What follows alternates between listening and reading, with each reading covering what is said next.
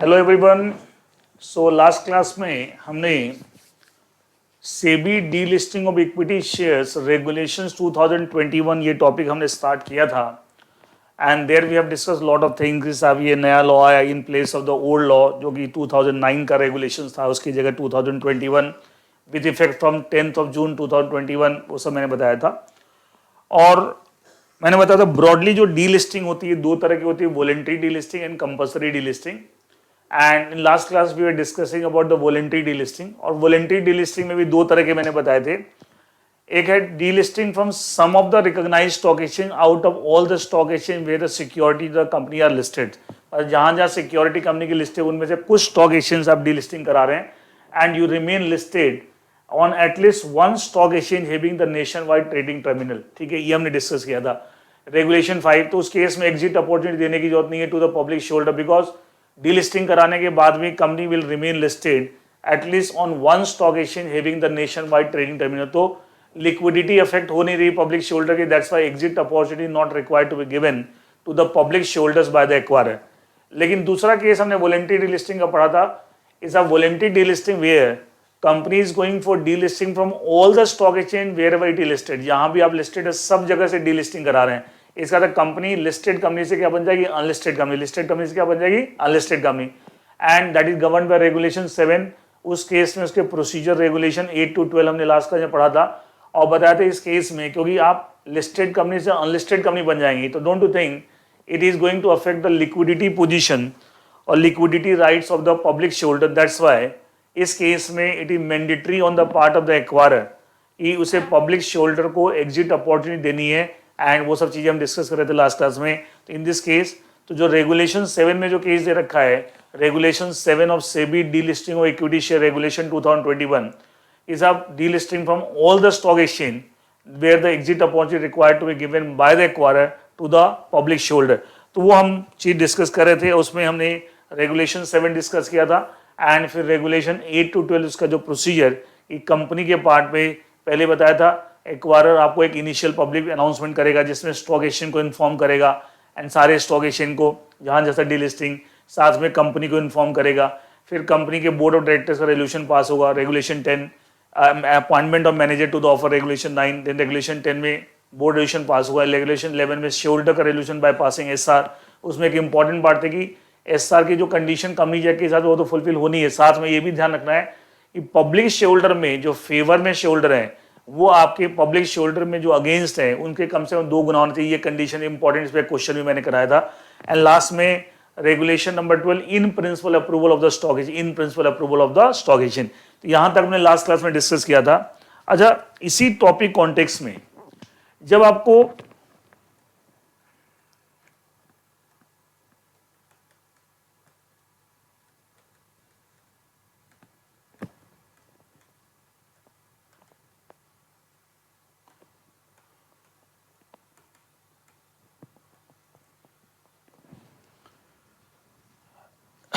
हम regulation 7 discuss कर रहे थे, delisting rather voluntary delisting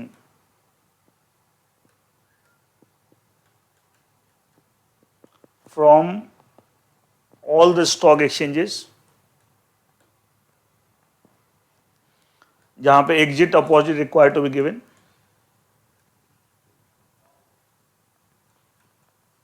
is required to be given by the acquirer to the public shareholders। मतलब company listed से unlisted company बन जाएगी from all the stock exchange जहां जहां लिस्टेड है। तो उस केस में रेगुलेशन 8 to 12 प्रोसीजर हमने पढ़ा था। 8 में इनिशियल पब्लिक अनाउंसमेंट, 9 में manager to the offer, appointment of manager to the offer, 10 board resolution, 11 shareholder resolution SR and 12 in principle approval of the stock exchange. ये जो चीज पढ़ी थी हमने, ये सब थी compliance on the part of company, mostly सब कंपनी के पार्ट पे। जिस कंपनी की डीलिस्टिंग उसके कंपनी का board decision SR and all that, ठीक है। एंड एक्वायरर और कंपनी के बीच की बात ज्यादा थी आपको, ठीक है।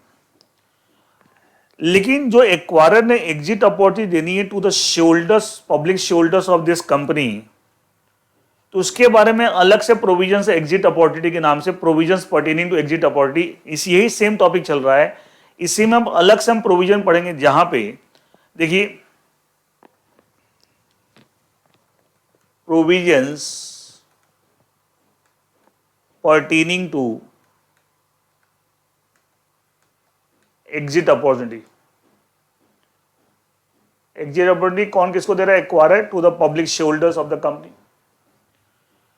तो टॉपिक वही आपका रेगुलेशन 7 के कॉन्टेक्स्ट में चीज चल रही है, उसी कॉन्टेक्स्ट में। यहां क्या होगा इसमें बेसिकली हम जो क्या क्या जो प्रोविजन पढ़ेंगे वो क्या किस कॉन्टेक्स्ट में समझाया था आपको मैं। जैसे मान लीजिए इस एक्स लिमिटेड कंपनी है, ये कंप्लीट डीलिस्टिंग करा रही है from all the stock exchange, तो उस केस में exit opportunity required to given, ये एक्वायरर। इसके जो पब्लिक शेयर होल्डर्स हैं,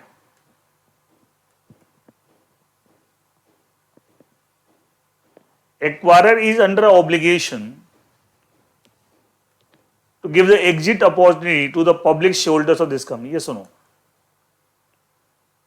तो वो एग्जिट अपॉर्चुनिटी देने के लिए एक ऑफर देगा। तो ऑफर देने का प्रोसेस क्या होगा, फिर इनको पेमेंट कैसे करेगा, कब माना जाएगा कि ये सब एग्जिट अपॉर्चुनिटी सक्सेसफुल है, कब माना जाएगा डीलिस्टिंग सक्सेसफुल है, कब माना जाएगा फेलियर है, किस प्राइस पे एग्जिट अपॉर्चुनिटी प्रोवाइड करेगा, ये सारी बातें हम इस टॉपिक में पढ़ेंगे। ये सब चीजें हमने, वो तो ओनली कंपनी के पार्ट पे था कि ये कंपनी बोर्ड डिसीजन पास करेगी, एसआर पास करेगी and all that.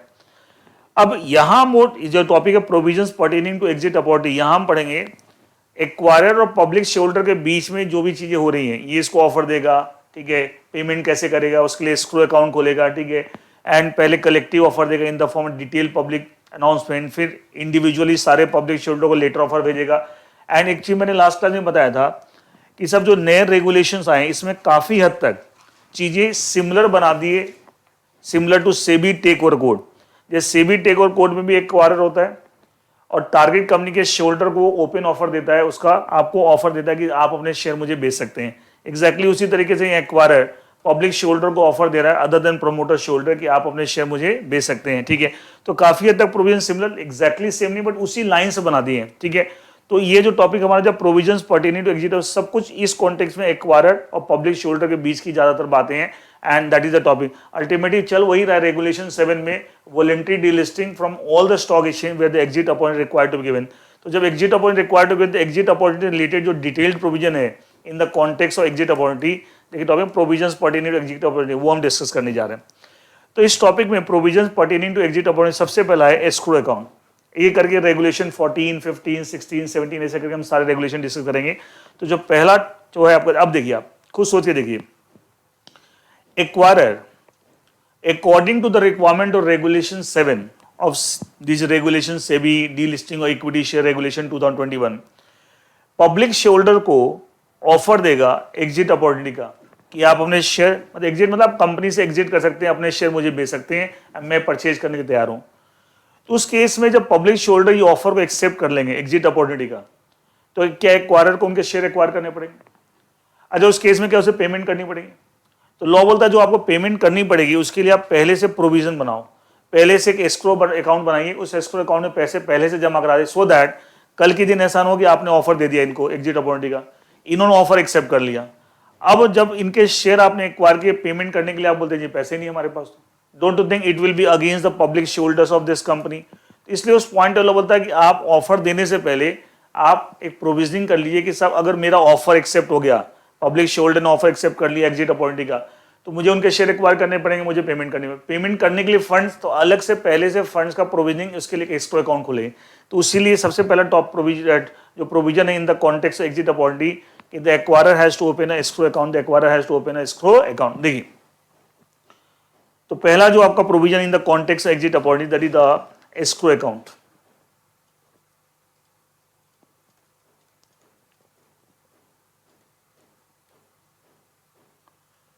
Provisions are given under regulation number 14 of these regulations।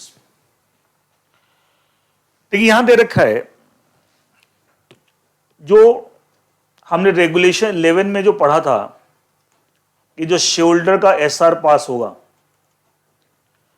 उसके maximum within 7 working days, acquirer has to open a bank account called escrow account with some scheduled commercial bank. कि scheduled commercial bank में आपको एक escrow account खुलवाना है, and उसे maximum within 7 working days from the date of passing the SR. And इसके अंदर जो टोटल कंसिडरेशन पेएबल होगा, अभी बताऊंगा कैसे निकलेगा, to the public share holders. मैं PSS लिखूंगा, public share holder, to the public share holder. उसका 25% आपको इसमें जमा कराना है, कम से कम, minimum. It means within 7 working days from the date of passing the SR आप एक escrow अकाउंट खुलवाएं with some scheduled commercial bank, और उसी 7 दिन के अंदर वही सेम खुलवाएं, और साथ में कम से कम कितना अमाउंट जमा कराएं, 25. किसका 25% of the total consideration payable to the public share holder. अब आप सवाल उठेंगे साहब ये total consideration payable to the public share holder कैसे निकालेंगे, हाउ विल कैलकुलेट दैट. एक कंसेप्ट आगे आएगा, आगे एक कंसेप्ट आपको नजर आएगा, फ्लोर प्राइस. ये फ्लोर प्राइस जो होता है ये कैलकुलेट होता है as per regulation 8 of SEBI take over code. SEBI take over code के अंदर एक रेगुलेशन 8 है जिसमें एक फ्लोर प्राइस कैलकुलेट करने का तरीका दे रखा है, तो वही उसके हिसाब से एक फ्लोर प्राइस कैलकुलेट होगा. अच्छा, फ्लोर प्राइस पे ऑफर दिया जा सकता है कि साहब जो फ्लोर होता है मिनिमम, इससे कम, तो एक्वायरर जो ऑफर देगा एग्जिट अपॉर्चुनिटी का to the public share holders of the company, तो फ्लोर प्राइस इससे कम पे नहीं देगा. जो फ्लोर प्राइस कैसे निकलेगी, as per regulation 8 of SEBI take over code. फिर साथ में लॉ में ये भी दे रखा है कि एक्वायरर चाहे तो फ्लोर प्राइस से हायर अपनी कोई इंडिकेटिव प्राइस भी बता सकता है, इंडिकेट कर सकता है कि साहब मैं इस प्राइस पर भी शेयर परचेज कर लूंगा from the public share holder, and that indicative price will be higher than the floor price. लेकिन इंडिकेटिव प्राइस बताना बाय द एक्वायरर जरूरी नहीं है कि साहब वो इंडिकेटिव प्राइस बताए, जरूरी नहीं है. तो उस केस में फिर फ्लोर प्राइस से ऑफर प्राइस माना जाएगा, and floor price will be calculated as per regulation 8 of SEBI take. मतलब क्या है, सेबी टेक ओवर कोड के अकॉर्डिंगली रेगुलेशन 8 में फ्लोर प्राइस कैलकुलेट करने का तरीका दे रखा है, उस तरीके से फ्लोर प्राइस कैलकुलेट होगा एंड उसी पे ऑफर होगा, ठीक है, by the acquirer to the public share holder की साहब इस रेट पे मैं आपसे शेयर एक्वायर करूंगा. मतलब एग्जिट अपॉर्चुनिटी का जो ऑफर होगा उसमें जो प्राइस होगी इस रेट पे हम शेयर एक्वायर करेंगे. लेकिन लॉ ये बोलता है कि साहब एक्वायरर चाहे तो एक इंडिकेटिव प्राइस भी बता सकता है which will be higher than the floor price. अब देखिए, अगर एक्वायरर ने कोई इंडिकेटिव प्राइस नहीं बताया, ये सब चीजें आगे आएंगे, आगे के रेगुलेशन में आएंगी, तो total consideration payable to the public share holder कैसे कैलकुलेट करेंगे, total shares held by the public share holder, जितने भी शेयर पब्लिक शेयर होल्डर के पास है, multiply by the floor price, वो क्या आ जाएगा, total consideration payable to the, obviously. लेकिन अगर मान लिया एक्वायरर ने इंडिकेटिव प्राइस भी बताया है and which will be higher than the floor price, तो उस केस में टोटल कंसिडरेशन पेएबल कैसे निकालेंगे, total number of share held by the public share holder multiply by the indicative price, क्योंकि ये हायर है, multiply by the indicative price, वो total consideration payable आ जाएगा. तो इसका मतलब अगर खाली फ्लोर प्राइस है तो total consideration payable to the public share holder कैसे निकालेंगे, total number of share held by the public share holder multiply by the floor price, ठीक है, फ्लोर प्राइस पर शेयर, तो टोटल कंसिडरेशन पेएबल आ गया. उसका मिनिमम 25% एस्क्रो अकाउंट में जमा कराना है within 7 working days from the date of passing the SR. और अगर इंडिकेटिव प्राइस भी बता रखा है एक्वायरर ने, तो उस केस में टोटल कंसिडरेशन पेएबल कैसे निकालेंगे, total number of share held by the public share holder multiply by the indicative price per share, and वो टोटल कंसिडरेशन पेएबल आ जाएगा. उसका 25% कैलकुलेट कीजिए, and that has to be deposited in the escrow account maximum within 7 working days from the date of passing the SR. अच्छा, ये तो आपने 25% जमा करा दिया, लेकिन आप 25% में 100, जैसे मान लिया ये टोटल कंसिडरेशन पेएबल 80 करोड़ आ गया, इसका 25% 20 करोड़ पे आपने जमा करा दिए within 7 working days from the date of passing the SR. अच्छा, अल्टीमेटली अगर आपका ऑफर पूरे 80 करोड़ का ऑफर अगर एक्सेप्ट हो जाता है, तो आप 20 करोड़ रुपए जो जमा कराए उसमें 80 करोड़ की पेमेंट कैसे करो, सारी पेमेंट जो public share holder offer accept करेंगे उनके शेयर्स एक्वायर करेगा, पेमेंट करे. पेमेंट कहां से करे, एस्क्रो अकाउंट से. तो आप जानते हैं एस्क्रो अकाउंट पे control manager to the open offer होगा. एस्क्रो अकाउंट का बेसिक कंसेप्ट सब जानते हैं, it is a bank account open by an obligator. यहाँ ऑब्लिगेटर कौन, acquirer, but controlled by the merchant banker. जो मर्चेंट बैंक है मैनेजर टू द ऑफर है वो कंट्रोल, क्योंकि इस पर कंट्रोल कभी भी एक्वायर उसका नहीं होता, जो खुलवाता है एक्वायरर, बट कंट्रोल कौन है, मैनेजर टू द ऑफर. तब सेपरेट पैसा होगा ना, उस पर कंट्रोल उसका आ गया, सारी पेमेंट वहां से होगी. अब देखिए आप, अब मान ले लास्ट में 100% ऑफर एक्सेप्ट हो जाता है, तो तो आपको 80 करोड़ पे करना है, लेकिन हमने 20 करोड़ जमा कराया, तो लॉ बोलता है अब क्या करना है, ये तो स्टार्टिंग में हमने 20 करोड़ जमा करा दिया। अब एक्वायरर जो है,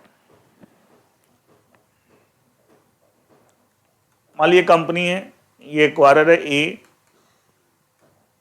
और इसके पब्लिक शेयरहोल्डर, इनको ऑफर देगा एग्जिट अपॉर्चुनिटी का। तो ऑफर में भी दो चीजें, एक पढ़ेंगे डिटेल पब्लिक अनाउंसमेंट, जो कलेक्टिव ऑफर है, अखबारों में छपवा दिया, बता दिया कि साहब हम आपको ऑफर दे रहे हैं, सारे 1 to 1 हम इन्फॉर्म है।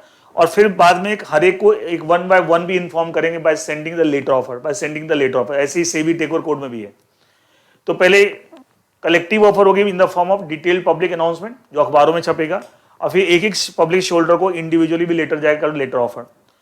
तो जो आप कलेक्टिव ऑफर करेंगे इन the form of detail public announcement, उससे पहले डिटेल पब्लिक अनाउंसमेंट करने से पहले रिमेनिंग 75% भी आपको एस्क्रो अकाउंट जमा करना है। कैलकुलेशन सब वही टोटल कंसिडरेशन पेपर सब कुछ वही।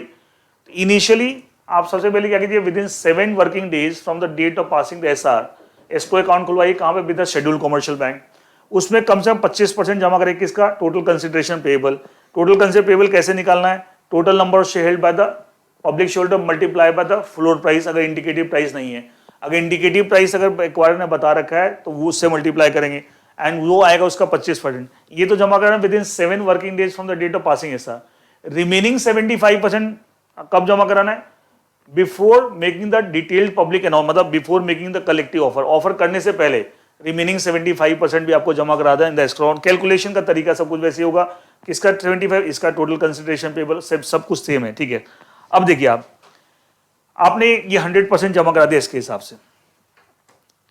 अब ये भी तो हो सकता है कि बाद में जब पब्लिक शेयरहोल्डर जब बिडिंग करेगी, फ्लोर प्राइस तो अपने बिड मिनिमम प्राइस की, इस पे आप बिड कर दी ऐसे ज्यादा पे, तो फाइनल प्राइस मान लीजिए जो आया, फाइनल प्राइस जो आया कि सर इस पे आपको शेयर एक्वायर होंगे। ये तो आपने शुरू में फ्लोर प्राइस बताया कि जो भी बिड करेंगे पब्लिक शेयरहोल्डर की, साहब हमारे शेयर्स आप खरीद लीजिए एट फ्लोर प्राइस और हायर देन फ्लोर प्राइस, या इंडिकेटिव प्राइस और हायर देन इंडिकेटिव प्राइस। तो फाइनली जो प्राइस निकल के आएगा जिसके ऊपर आपको shares will be acquired by the acquirer, उसको बोलेंगे डिस्कवर्ड प्राइस। जैसे आप बुक बिल्डिंग मेथड पढ़ते हैं ना पब्लिक इशू में, यहां भी बुक बिल्डिंग होगी।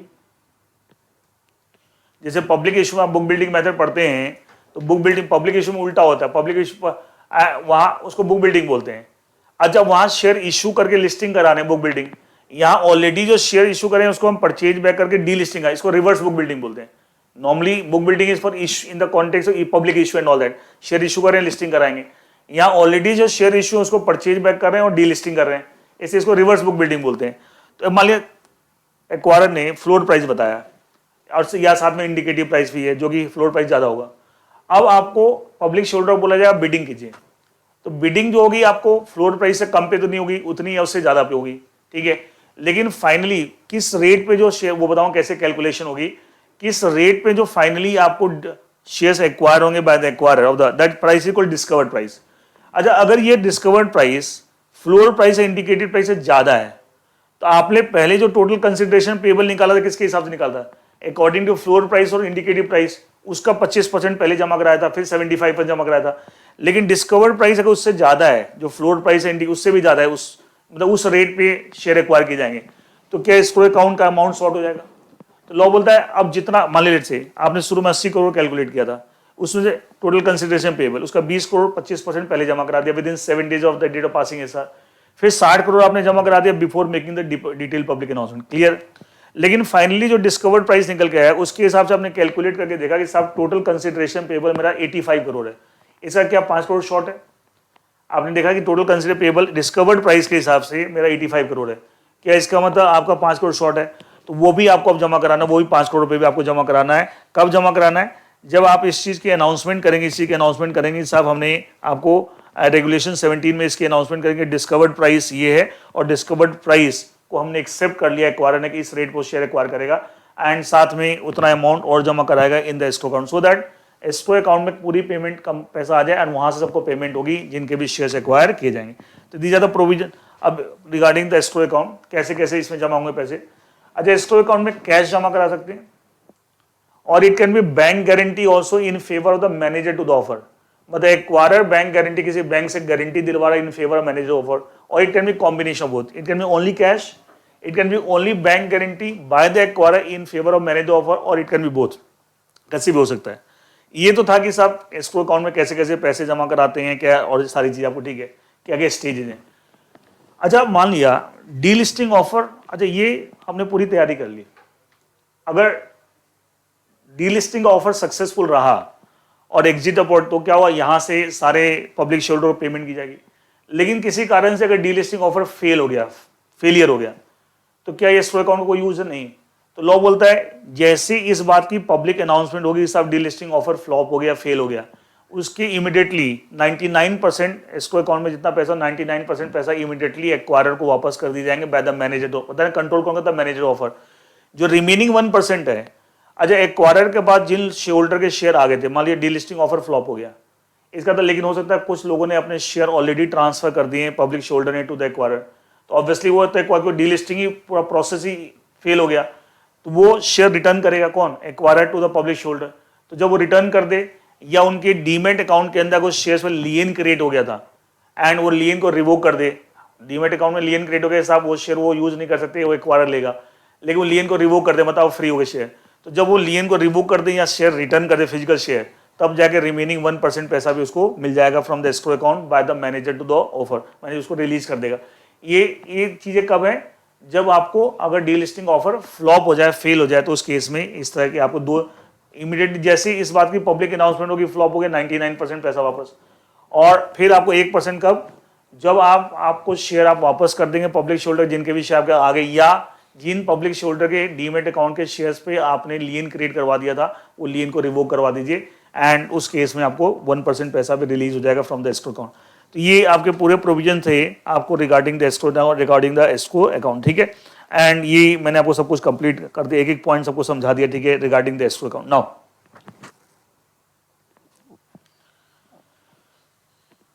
मैं एक बार पूरा पढ़ भी देता हूं, देखिए escrow account regulation 40, the acquirer shall open interest bearing escrow account, मतलब इसमें इंटरेस्ट से मिलेगा, with a scheduled commercial bank not later than maximum within 7 working days from the date of obtaining the shareholders approval, and वही start जो regulation 11 मैंने बात की थी, and deposit देयरिंग an amount equivalent to 25%, कितना amount जमा करना है, वो 7 दिन में अकाउंट खुला, 7 दिन में ऑब्वियसली उसी में जमा कराना है, ऑफ द टोटल कंसिडरेशन। वो कैसे निकलेगा, calculated on the basis of number of equity outstanding with the publish, मतलब जितने पब्लिश होल्डर शेयर्स हैं, multiply with the floor price और indicative price if any given by the acquirer in terms of regulation 20 of these regulation which have higher. Normally indicative price ही higher होगा क्योंकि indicative price can not be less than the floor price, ठीक है।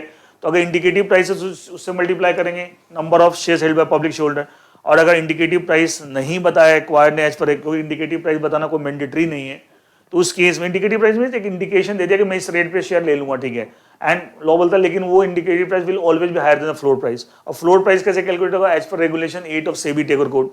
अब देखिए ये तो सब 25% हमने कर दिया। अब अगला paragraph, before making the detail public announcement under regulation 15, next regulation जो पढ़ेंगे of this regulation, the acquirer shall deposit in the escrow account the remaining consideration amount being 75%, calculation उसी तरीके से जैसे ऊपर आपको सेम बेस है वो मैंने बताया। ये तो आ गया आपको 100। अब देखिए लेकिन ये भी तो हो सकता है कि बाद में जो डिस्कवर्ड, ये तो आपने मिनिमम प्राइस बता दिया कि इस पे मैं लूंगा, लेकिन जब लोग बिडिंग करेंगे पब्लिक शेयर होल्डर, तो उसमें आपको हायर प्राइस पर भी आपको फाइनल होगी साहब इस रेट पे शेयर एक्वायर होंगे, उसको बोलेंगे discovered price.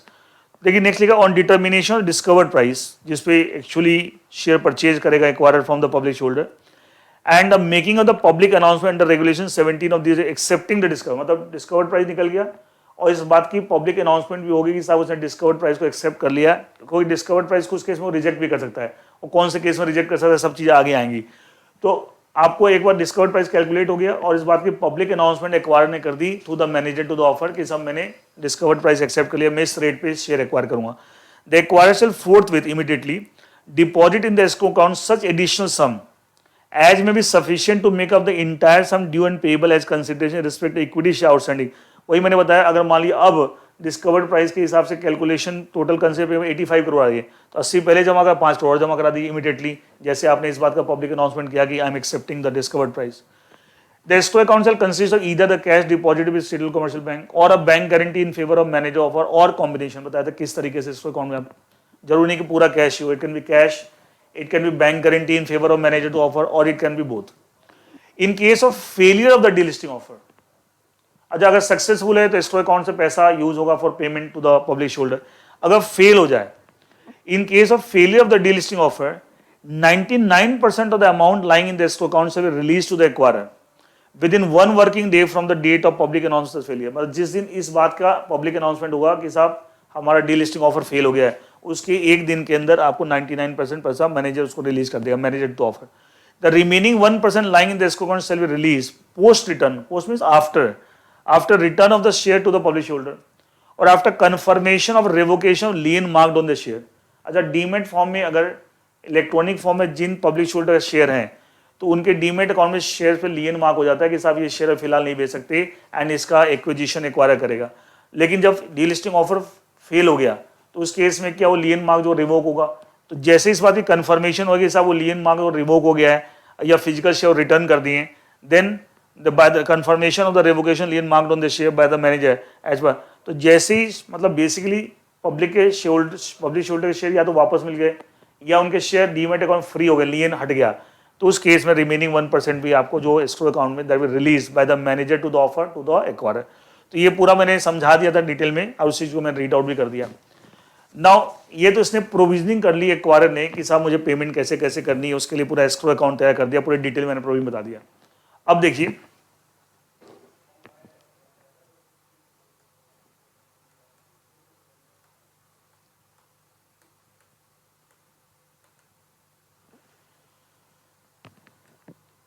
Public shareholders,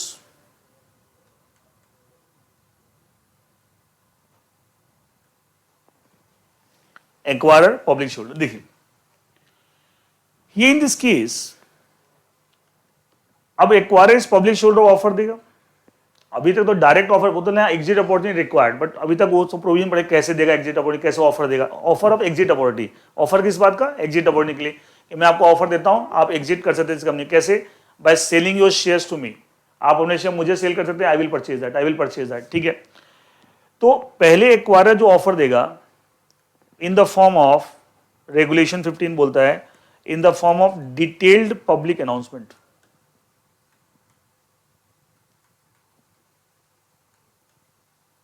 DP एक इनिशियल पब्लिक अनाउंसमेंट पड़ा था रेगुलेशन 8 में.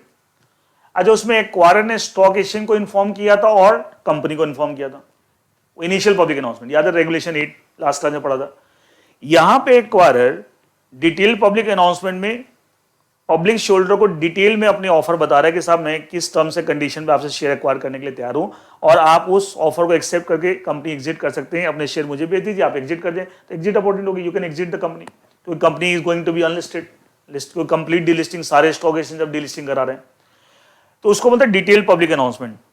तो ये बोलता है कि जिस दिन स्टॉक एक्सचेंज रेगुलेशन हमने पढ़ा था 12, रेगुलेशन 12 में इन प्रिंसिपल अप्रूवल दी थी, जिस दिन आपको स्टॉक एक्सचेंज ने रेगुलेशन 12 में इन प्रिंसिपल अप्रूवल दी थी फॉर डीलिस्टिंग, उसके एक दिन के अंदर maximum within 1 working day ये डिटेल पब्लिक, क्योंकि वहां से जब क्लियरेंस मिल गई स्टॉक एक्सचेंज इन प्रिंसिपल अप्रूवल, तो अब आप इनको ऑफर दे सकते हैं. क्योंकि अगर स्टॉक एक्सचेंज ने क्लियरेंस नहीं दी तो आप इनको ऑफर कैसे देंगे, ये मान लीजिए इनको ऑफर दे दिया, कल के दिन पता स्टॉक एक्सचेंज अप्रूवल नहीं दे रहा तो गड़बड़ हो जाएंगे ना, इसलिए वहां इन प्रिंसिपल अप्रूवल आ गई, मतलब स्टॉक एक्सचेंज रेडी है कि हाँ आप डीलिस्टिंग करा सकते हैं. तो उस केस में जैसे इन प्रिंसिपल अप्रूवल है उसके मैक्सिमम 1 वर्किंग डे के अंदर इनको आपको ऑफर देना है. पहले ऑफर देना कैसे, by way of detail public announcement. ठीक है, अच्छा डिटेल पब्लिक अनाउंसमेंट बेसिकली अखबार, ये कलेक्टिव ऑफर है, collective offer by the acquirer to the public shareholders. तो ये अखबारों में अपना ऑफर छपवा देगा. कौन से अखबारों में, एक इंग्लिश, एक हिंदी और एक वर्नाकुलर लैंग्वेज न्यूज़पेपर. वर्नाकुलर कौन सी जगह का, उस जगह का जहां पे office of the stock exchange situated, ये अपनी ऑफर को छपवा देगा. And that offer is given by acquirer to whom, to the public shareholder. कितने दिन में, maximum within 1 working day from the date of getting the in principle approval of the stock exchange under regulation number 12. याद है, पढ़ा था हमने. Now अब देखिए ये आपने ये तो डीपीए दे दिया और डीपीए के अंदर सारी इंफॉर्मेशन, मटेरियल इंफॉर्मेशन होनी चाहिए और वो सारी डीपीए का जो डिटेल कंटेंट्स हैं वो शेड्यूल 1 ऑफ दीज रेगुलेशन में दे रखा है. शेड्यूल 1 ऑफ दीज रेगुलेशन वहां दे रखा है. अरे ये तो कलेक्टिव ऑफर हो गई. इसके बाद एक चीज देखिए, इसके जितने भी पब्लिक शेयरहोल्डर्स हैं उनको इंडिविजुअली ऑफर जाएगी. उसके लिए उनको क्या भेजा जाएगा, लेटर ऑफर, क्या भेजा जाएगा, लेटर, सभी को लेटर ऑफर। लेकिन सवाल एक उठता है, ये लिस्टेड कंपनी, अभी तो लिस्टेड है ना फिलहाल, अनलिस्टेड फ्यूचर में हो जाएगी जब कंप्लीट डीलिस्टिंग करा लेंगे, क्या इसके शेयर होल्डर चेंज होते रहते हैं? तो कलेक्टिव ऑफर तो अपने अखबार में छपवा दिया, वो कलेक्टिव ऑफर है, English, Hindi and vernacular language, within 1 working day from the date of getting the in principle approach stock exchange. लेकिन जो इंडिविजुअल ऑफर देना है by sending the letter offer, जो रेगुलेशन 16 में दे रखा है, उसके लिए आपको एक दिक्कत आएगी साहब, कौन से शेयर होल्डर, क्योंकि शेयर होल्डर तो रोज चेंज हो रहे हैं, इसके लिस्टेड कंपनी है। तो उसके लॉ बोलता है कि आपको जिस दिन आपने डीपीए दिया उसके बाद की नेक्स्ट डे, मतलब मैक्सिमम एक दिन का गैप हो सकता है, एक डेट आपको फिक्स करनी पड़ेगी, स्पेसिफाइड डेट, ये डीपीए में लिखी भी होगी, ये हमारी स्पेसिफाइड डेट है। इसका यूज क्या है कि sir as on this date जो भी पब्लिक शेयर होल्डर इस कंपनी के, उनको हम लेटर ऑफर भेजेंगे, मतलब उनको हम इंडिविजुअल ऑफर देंगे by sending the letter offer, और वो लेटर ऑफर मैक्सिमम डीपीए से 2 दिन के अंदर भेज दिया जाएगा। इसका मतलब आप सारी चीज डिलीट कीजिए, जिस दिन स्टॉक एक्सचेंज ने इन प्रिंसिपल अप्रूवल दी उसके एक दिन के अंदर आपका डीपीए अखबारों में, उस डीपीए के अंदर, ये तो कलेक्टिव ऑफर हो गई, उस डीपीए के अंदर एक स्पेसिफाइड डेट भी मेंशन होगी, साहब इस डेट को जो भी हमारे कंपनी के पब्लिक शेयर होल्डर होंगे उनको हम इंडिविजुअल ऑफर देंगे by sending the letter offer, और वो स्पेसिफाइड डेट डीपीए वाले डेट से एक दिन से ज्यादा गैप नहीं होगा, और आपको जो डीपीए उससे मैक्सिमम 2 दिन के अंदर आपको लेटर ऑफर चला जाना चाहिए। इसका मतलब क्या हुआ, अगर ये date of date public announcement है तो ये स्पेसिफाइड डेट अगर हो गई तो ये मैक्सिमम एक दिन का गैप, और ये अगर सेंडिंग द लेटर ऑफर तो ये यहां से मैक्सिमम 2 दिन, मतलब एक ही दिन के फर्क पे, एक ही दिन के फर्क पे, इस तरीके से। इसका मतलब पहले कलेक्टिव ऑफर और फिर individual offer by sending the letter offer. ये काफी हद तक सेबी टेकओवर कोड उसी पैटर्न पे आपको बना रखा है, उसी पैटर्न पे आपको बना रखा है। मैं एक मोटा मोटी मैंने एक स्ट्रक्चर बता दिया, अब मैं एक बार रीड आउट कर देता हूं। Regulation 15, regulation 16। रेगुलेशन 15 में कलेक्टिव ऑफर की बात की in the form of detail public announcement. Regulation 16 में इंडिविजुअल ऑफर की बात in the form letter offer. लेकिन इंडिविजुअल ऑफर भेजने से पहले एक स्पेसिफाइड डेट होनी चाहिए, जो कि within 1 not later than 1 working day from the DPA, और जो लेटर ऑफर जो भेजा जाएगा not later than 2 working days from the date of DPA, 2 दिन के अंदर आपको भेज दिया जाएगा, ठीक है। एंड उन सबको भेजा जाएगा जिनके नाम कंपनी के रिकॉर्ड में, डिपॉजिटरी के रिकॉर्ड में, जो इलेक्ट्रॉनिक मोड होल्ड कर रहे हैं, आ रहे हैं as on the specified date. कैसे थे, specified date is similar to the record date, similar to the record date, उसी का कंसेप्ट है। यहाँ पे एक टर्म यूज कर स्पेसिफाइड डेट, देखिए detail public announce regulation 15, the acquirer shall within 1 working day from the date of receipt of in principle approval for delisting equity from the recognized stock exchange, जो regulation 12 में इन principle approval की बात की थी, make a detail public announcement in at least 1 English, Hindi and vernacular, कहाँ पे, जिस जगह स्टॉक एक्सचेंज का ऑफिस सिचुएटेड है, where the relevant stock exchange is located. The detailed public announcement shall contain all material information, including the information specified in Schedule 1 of the regulations, shall not contain any false or misleading statements. General सी बात है, ये तो collective offer हो गई। अब आइए individual. The detail public shall also specify date being a day not later than 1 working day from the date of DPA, DPA से एक दिन से ज्यादा गैप नहीं होना चाहिए। Which shall be specified date, उसको स्पेसिफाइड डेट बोलेंगे, for determining the names of the shareholder to whom the letter offer shall be send. वो किस लिए, इस पर्पज के लिए कि साहब इस डेट को जो भी शेयरहोल्डर होंगे, पब्लिक शेयरहोल्डर, उनको हम लेटर ऑफर मतलब इंडिविजुअल ऑफर भेजेंगे। क्योंकि इंडिविजुअल ऑफर के लिए शेयरहोल्डर फिक्स करने पड़ेंगे, क्योंकि कलेक्टिव में तो कोई दिक्कत नहीं, अखबार में छपवा दिया, लेकिन इंडिविजुअल ऑफर कैसे देंगे, किन शेयरहोल्डर को, शेयरहोल्डर तो रोज चेंज हो रहा है, लिस्टेड कंपनी है, तो एक डेट फिक्स है एज ऑन दिस डेट, तो उस डेट को हम स्पेसिफाइड डेट बोल रहे हैं, जो कि आपको डीपीए से एक दिन से ज्यादा गैप पे नहीं होगी, एंड वो डेट भी आपको मेंशन होगी in the word, obviously next day mention, आज अगर डीपीए है तो कल की डेट मेंशन होगी, साहब ये स्पेसिफाइड डेट है, इस डेट को जो भी पब्लिक शेयरहोल्डर उनको हम लेटर ऑफर भेजेंगे। अब regulation 16 letter offer, the acquirer shall dispatch the letter offer to the public shareholder not later than 2 working days from the DPA. आ गया ना, डीपीए से अगले दिन स्पेसिफाइड डेट, और डीपीए से 2 दिन के अंदर dispatch of letter offer to the public shareholder whose name appears on the specified date in the record of the company और in the record of depository. Physical mode में तो company के record में, electronic mode में जो share hold करें deposit record में। इसे the acquirer shall dispatch the letter offer to the public shareholder not later than 2 working days from the date of DPA made under regulation 15 of, जो अभी पहले पढ़ा दी गया। The letter offer shall be sent to all the public shareholder holding equity share of the class sought to be delisted, whose name appears on the register of the company or registered depository as on the date specified, with specified date in the detailed public announcement. Detailed public announcement जो specified date, उस date को जिनके भी नाम company के register में आ रहे हैं, डिपॉजिट फिजिकल मोड में कंपनी के रजिस्टर में आएंगे, इलेक्ट्रॉनिक और डिपॉजिट रिकॉर्ड में आएंगे, उनको सबको भेजा जाएगा। ऑब्वियस सी बात है।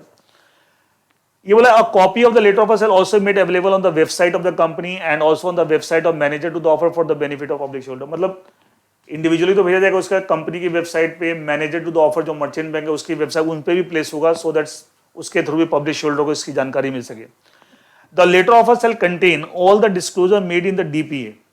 जो इन्फॉर्मेशन डीपीए में थी वो सारी इन्फॉर्मेशन, ऑब्वियसली वो कलेक्टिव ऑफर था, इंडिविजुअल है, वो सारी, इसके अलावा भी हर वो information which will help the public share holders to take a well informed decision कि हमें एग्जिट अपॉर्चुनिटी अवेल करनी चाहिए नहीं करनी चाहिए।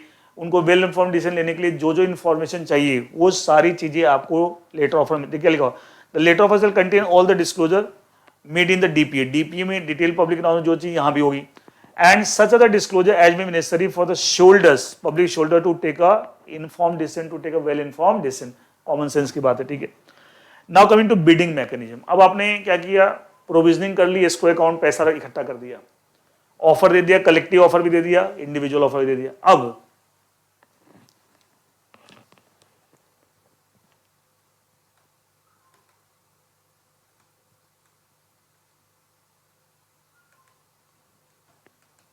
रेगुलेशन 17 बिडिंग मैकेनिज्म देखिए। अब जैसे ये कंपनी है, ये एक्वायरर है और इसके पब्लिक शेयरहोल्डर्स, इसकी तरफ से इनको ऑफर आ चुका एग्जिट अपॉर्चुनिटी का, कलेक्टिव भी आ गया, इंडिविजुअल भी, डीपीए कलेक्टिव ऑफर और लेटर ऑफर इंडिविजुअल ऑफर। अब इन पब्लिक शेयरहोल्डर को जिसको भी ऑफर एक्सेप्ट करना है, क्या वो बिड करेगा कि हाँ मुझे अपने शेयर आपको बेचने हैं and I am interested in availing the exit opportunity. तो एक्वायरर ने अपने ऑफर में एक तो मैंने बताया फ्लोर प्राइस का कंसेप्ट है जो कि कैलकुलेट होगा as per regulation 8 of SEBI takeover code. इसके अलावा वो इंडिकेटिव प्राइस भी बता सकता है, वो चाहे तो, मैंडेटरी नहीं, इंडिकेटिव प्राइस इफ एनी कि साहब मैं इस रेट पे भी शेयर एक्वायर कर सकता हूं and this will be higher than the floor price. तो अब बिडिंग होगी, जो फ्लोर प्राइस है उससे या उससे ऊपर बिडिंग होगी। कोई पब्लिक शेयरहोल्डर बोलेगा साहब मैं इस रेट पे अपने शेयर सेल करना चाहता हूं, एग्जिट अपॉर्चुनिटी अवेल करना चाहता हूं, कोई उससे ज्यादा, ऐसे करके बिडिंग करेंगे, दैट इज बिडिंग मैकेनिज्म, ठीक है। अच्छा, कैलकुलेशन हमेशा नीचे से होगी, तो एक्वायरर तो इंटरेस्टेड होगा कम से कम रेट पे मुझे शेयर मिल जाए, तो किस स्टेज पे जाए कैसे, वो सब चीजें अभी डिटेल में आपको आएगी, आपकी डिटेल में आगे रेगुलेशन 21 में सब चीजें आपको आगे आएंगी। तो इस कॉन्टेक्स्ट में रेगुलेशन 17 दे रखा है बिडिंग मैकेनिज्म, एक बार पढ़ता हूं, देखिए आपको। द बिडिंग पीरियड, जो जिस पीरियड में पब्लिक शेयर बिड कर सकता है, shall start not later than 7 working days from the date of फिर वही डीपीए से, डीपीए के अगले दिन स्पेसिफाइड डेट, 2 दिन के अंदर डिस्पैच और लेटर ऑफर। तो जिस दिन डीपीए था उसका मैक्सिमम 7 वर्किंग डेज के अंदर बिडिंग पीरियड स्टार्ट हो जाएगा, जिसमें लोग बिडिंग करना शुरू कर सकते हैं। बिडिंग करने का मतलब क्या है, इसने जो ऑफर दिया आप उस ऑफर को एक्सेप्ट कर रहे हैं, दैट पीरियड जिसके अंदर, the period during which the public shareholder में accept the offer made by the acquirer, offer of exit opportunity, that period is called bidding period. तो बिडिंग पीरियड का स्टार्टिंग डेट होगा, तो बोला बिडिंग पीरियड से start not later than 7, जो DP है उससे 7 दिन के अंदर स्टार्ट हो जाना चाहिए स्टार्टिंग डेट, और ये 5 दिन रहेगा। इसका मतलब क्या हुआ कि अगर ये डीपी है एंड ये स्टार्टिंग ऑफ बिडिंग पीरियड है और ये एंडिंग ऑफ बिडिंग पीरियड है ना, ये मैक्सिमम गैप 7 डेज, 7 दिन के अंदर स्टार्ट होना चाहिए, स्टार्ट ऑफ बिडिंग पीरियड, और ये होता 5 डेज का, 5 एग्जैक्ट 5 डेज, 5 कम ज्यादा नहीं, 5 वर्किंग डेज, ठीक है। ये क्या लेगा, द बिडिंग पीरियड से start not later than 7 working days from the date of DPA, DPA से 7 दिन के अंदर start, and shall remain open for 5 working days, ये फिक्स 5 दिन के लिए ओपन रहेगा। मतलब स्टार्टिंग ऑफ बिडिंग पीरियड और एंडिंग ऑफ बिडिंग पीरियड जिसके दौरान पब्लिक शेयरहोल्डर में accept the offer made by the acquirer, किसी को ऑफर ऑफ एग्जिट अपॉर्चुनिटी 5 दिन, दैट इज बिडिंग पीरियड। अच्छा, इस पीरियड में एक्वायरर सेल्फ है, अच्छा जो लोग भी चाहते हैं कि साहब मेरे शेयर एक्वायर ले ले, मुझे पेमेंट कर दे, तो एक्वायरर उसको फैसिलिटेट करेगा इस सब चीज करने में। The acquirer shall facilitate tendering of shares, tendering means वो अपने शेयर्स वापस कर एक्वायरर को देना है कि मेरे शेयर ले लीजिए, मुझे पेमेंट करो, I want the exit opportunity. The acquirer shall facilitate tendering of share by the shareholder and settlement of the same, मतलब शेयर लेने में, उसको पेमेंट करने में, through the stock exchange mechanism specified से भी, मतलब स्टॉक एक्सचेंज मैकेनिज्म जो सेबी तरीका बताएगा, एक स्टॉक एक्सचेंज मैकेनिज्म, उस तरीके से वो शेयर एक्वायर करेगा, उसकी पेमेंट करेगा। The manager to the offer shall ensure that the outcome of the reverse book building process, मैंने बताया ना ये इसको रिवर्स बुक बिल्डिंग बोलते हैं, कि पब्लिक इशू में जब शेयर इशू करने से रिलेटेड जो बिडिंग होती है एंड फिर listing, that is called book building. यहाँ उल्टा है कि साहब यहाँ पे हम डीलिस्टिंग पर्पस के लिए आपको एग्जिट अपॉर्चुनिटी दे रहे हैं, तो यहाँ पे जो बुक बिल्डिंग लोग जो बिड कर रहे हैं कि साहब मैं इतने रेट पे अपने शेयर बेचना चाहता हूँ, मैं चाहता हूँ कि साहब इस रेट पे मेरे शेयर एक्वायर किए जाएं एंड जो कि फ्लोर प्राइस है उससे हायर होगा, तो this process called reverse book building, reverse book building. इसे that the manager to the offer shall ensure that the out, जो भी रिवर्स बुक बिल्डिंग का जो भी आउटकम है, जो रिजल्ट है, is announce with in 2 hours of the close of bidding period. मतलब जिस दिन बिडिंग पीरियड क्लोज हो, उसका टाइम जो है ना, इतने टाइम तक बिडिंग, उसके 2 घंटे के अंदर मैनेजर उसका आउटकम के साथ क्या रहा क्या नहीं उसकी डिटेल आपको अनाउंस कर देगा। फिर within 2 working days from the closure of bidding period, ये बिडिंग पीरियड क्लोज हुआ, एंडिंग बोलिए क्लोजिंग बताए, the acquirer shall through the manager offer make a public announcement in the same newspaper, जिसमें regulation 15 में आपने DPA किया था, in the same newspaper in which the detailed public announcement under regulation 15 of the regulation was made disclosing the success of failures to reverse book building process। ये reverse book building process successful रहा या fail हो गया, इसी का disclosure along with the discovered price, मैंने बताया जो फाइनल प्राइस आएगा जिसके ऊपर वो शेयर्स एक्वायर करेगा, that is called discovered price. ठीक है, तो एक्चुअली एक क्या होता है, डिस्कवर्ड प्राइस कुछ केसेस में एक्वायरर पर बाइंडिंग होता है कि एक्वायरर को उस रेट पे शेयर एक्वायर करने पड़ेंगे, बट कुछ केसेस में बाइंडिंग नहीं होता, वो सब चीजें अभी आगे प्रोविजन में आएंगी। तो अगर डिस्कवर्ड प्राइस जो निकला, अगर एक्वायरर में बाइंडिंग है या बाइंडिंग नहीं भी है फिर भी एक्वायरर उसको एक्सेप्ट कर रहा है, इसका मतलब क्या, रिवर्स बुक बिल्डिंग सक्सेसफुल है।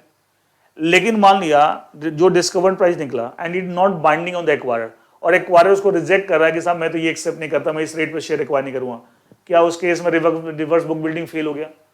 इट मीन्स कुछ केसेस में जो डिस्कवर्ड प्राइस निकल के आता है, ये बताऊं कौन से केस सब प्रोविजन आगे आएंगे, अगर वो बाइंडिंग होता है एक्वायरर, मतलब उस रेट पे एक्वायरर को शेयर लेने ही पड़ेंगे, इसका तो उस केस में रिवर्स बुक बिल्डिंग सक्सेसफुल। लेकिन अगर कुछ केस ऐसे होते हैं जहां पे जो डिस्कवर्ड प्राइस आता है वो that is not binding on the acquirer, binding तो नहीं लेकिन एक्वायरर फिर भी एक्सेप्ट कर लेते हैं हाँ इस रेट में मैं शेयर एक्वायर कर लूंगा, तब भी आपको रिवर्स बुक बिल्डिंग सक्सेसफुल है।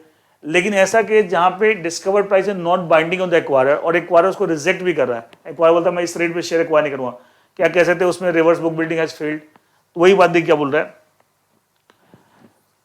within 2 working days from the close of bidding period, ये bidding period जिस दिन close का 2 दिन के अंदर, the acquirer shall through the manager to the offer, हर चीज मैनेजर, उसी के लिए तो manager to the offer appoint किया गया है, make a public announcement the same newspaper in which the DPA was made under regulation 15 disclosing the success of failure reverse, ये disclose करना कि साहब रिवर्स बुक बिल्डिंग सक्सेसफुल रहा या failure हो गया, कब सक्सेसफुल होगा कब फेलियर मैंने बताया, along with the discovered price accepted by the, अगर सक्सेसफुल है along with the discovered price accepted by the acquirer in the event of success of the said process। अगर फेलियर हो गया तो बात ही खत्म, फेलियर का रीजन ही मैंने क्या होता है कि डिस्कवर्ड प्राइस आया not binding on the acquirer और उसको रिजेक्ट कर रहा है, तो उसके लिए फेल हो गया। लेकिन अगर सक्सेसफुल हुआ है तो सक्सेसफुल में तो डिस्कवर्ड प्राइस जो भी है और जिसको एक्वायर ने एक्सेप्ट कर लिया है कि इस रेट में मैं शेयर एक्वायर करूंगा, वो भी डिस्क्लोज करेगा कि साहब ये डिस्कवर्ड प्राइस है, इस रेट पे I will purchase acquire the share from the public shareholder. अब बिडिंग पीरियड का मतलब वही है कि जिस पीरियड में the public shareholder are accepting may accept the offer of exit opportunity made by the acquirer, that period is called the bidding period, जो कि 5 दिन का एग्जैक्ट होगा और बिडिंग पीरियड की starting date maximum within 7 days from the date of DPO. सारी चीजें मैंने आपको बता दी। नेक्स्ट रेगुलेशन नंबर 19, ये बहुत जनरल सा है, right of public shareholders to participate in the reverse book building process. अगर जितने भी पब्लिक शेयरहोल्डर्स हैं as on the specified date, उन सबको ये अधिकार है कि साहब they can participate in the reverse, मतलब दे कैन पार्टिसिपेट। लेकिन अगर कोई ऐसा बंदा है जो कंपनी के शेयर्स नहीं होल्ड कर रहा लागे बट डिपॉजिट रिसीट पढ़ा ना, जीडीआर एडीआर ऑल दैट, वो होल्ड कर रहा है, जिसके अंडरलाइंग शेयर्स हैं जो कि ओवरसीज डिपॉजिटरी बैंक के पास होते हैं, तो वो पार्टिसिपेट नहीं कर सकता। लेकिन अगर आपने अपने डिपॉजिट रिसीट को शेयर्स में कन्वर्ट करा लिया फिर आप पार्टिसिपेट, और फिर तो आप शेयर होल्डर ही हो गए, फिर तो पार्टिसिपेट कर सकते हैं। यही बात रेगुलेशन 19 में देखिए, इसमें और कुछ भी नहीं है। देखिए क्या लिखा, public shareholders regulation 19 holding the equity shares of the company which are sought to be delisted shall be entitled to participate in the reverse book building process in the manner specified in schedule। का तरीका schedule 2 में दे रखा है of the regulation कि आप participate कर, schedule 2 में तरीका दे रखा है। इसमें मैं क्वेश्चन भी कराऊंगा आगे। It may be noted that any holder of deposit receipt, वो GDR ADR all that issued on the basis, आप जानते हैं डिपॉजिट रिसीट इशू होते पहले इक्विटी शेयर इशू होते हैं, उसके बेसिस पे डिपॉजिट इशू होता है। It may be noted that any holder of deposit receipts issued on the basis of underlying equity shares and a custodian keeping custody of such equity share, पढ़ते ना shall not be entitled to participate in the reverse bookbuilding process. However, any holder of deposit receipt may participate in the reverse bookbuilding process after converting such deposit receipts into equity share of the company that proposed to be convert करा लीजिए equity share में, फिर आप participate कर सकते हैं. Common sense की बात है. अब आता है रेगुलेशन 20 डिस्कवर्ड प्राइस. बता दें डिस्कवर्ड प्राइस, मैंने तो सब चीजें इंटरलिंक्ड है, तो कुछ कुछ चीज तो मैंने पहले डिस्कस कर दिया था.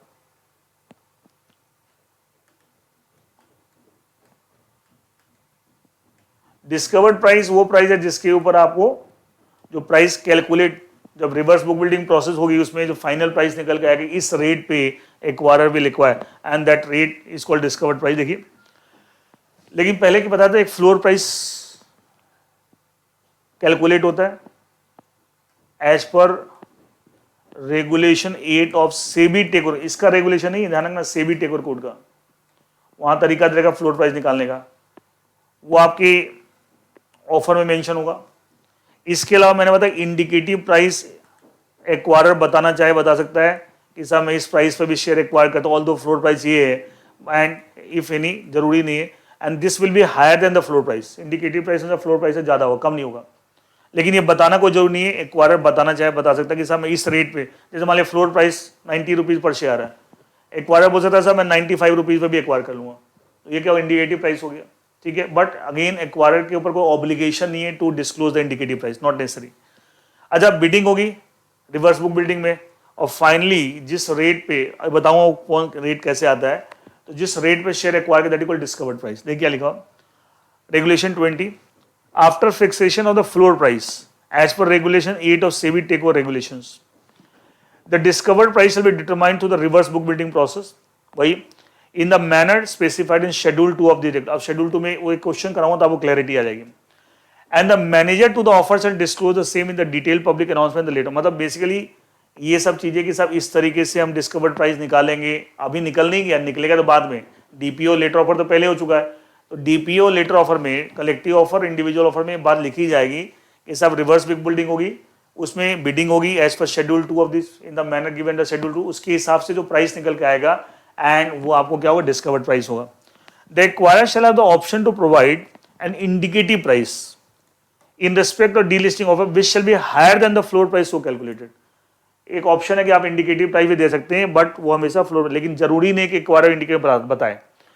The acquirer shall also have the option to revise the indicative price upwards. जैसे आपने एक इंडिकेटिव प्राइस बता दिया, जैसे आपका फ्लोर प्राइस 90 था, आपने इंडिकेट 95, अब उसको आप 97 करना चाहते हैं, हायर अपवर्ड रिवीजन. लो 95 को आप कम नहीं कर सकते हैं, जो आपने एक बार इंडिकेटिव प्राइस बताया उसको रिवीजन कर सकते हैं, but only upward, higher side में. The acquirer shall also have the option, क्योंकि अल्टीमेटली देखो सब जगह बेसिकली देखना पब्लिक शेयरहोल्डर के पॉइंट ऑफ व्यू, उनके फायदे के लिए क्या है, इसको कम करोगे तो उनका नुकसान है. तो ये मतलब हमेशा फ्रॉम द, जैसे टेक ओवर कोड में पढ़ते हैं ना, from the point of the shareholders और टारगेट कंपनी, तो वैसे from the point of the public shareholder, उस पॉइंट है. The acquirer shall also have the option to revise the indicative price upwards before the start of bidding period. Bidding period start होने से पहले चाहे तो upward, and the same shall be duly disclose, obviously उनको बताया जाएगा to the shareholders, public shareholder. The acquirer may, if it deems it, pay a price higher than the determined, obviously इसमें कुछ बताई होती है. फिर हायर आप देंगे तो क्या, जो फाइनली डिस्कवर्ड प्राइस निकलेगा, एक्वायरर चाहता है कि मैं उससे भी ज्यादा रेट पे शेयर एक्वायर करूं. ऐसे प्रैक्टिकली ना के बराबर ऐसा केस होता है, बट अगर कभी एक्वायरर कुछ ज्यादा ही जनरस है टुवर्ड्स द पब्लिक शेयरहोल्डर कि साहब जो डिस्कवर्ड प्राइस निकल के आया मैं उससे भी ज्यादा रेट देने तैयार हूं, उससे भी ज्यादा रेट पे आपसे शेयर एक्वायर, ठीक है, अच्छी बात है. लॉ को क्या प्रॉब्लम है, what is the problem, why the law will stop you. Ultimately public shareholder को फायदा हो रहा है, वही लिखा हुआ है. The acquirer may if it deems it pay a price higher than the determined discovered price, जो भी डिस्कवर्ड प्राइस निकल के आया है उससे भी हायर प्राइस अगर पे करना चाहता है टू द पब्लिक शेयरहोल्डर, कर सकता है, कोई प्रॉब्लम नहीं है.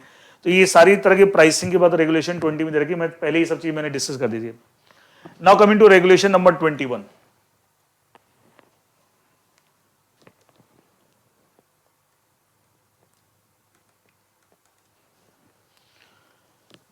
minimum number of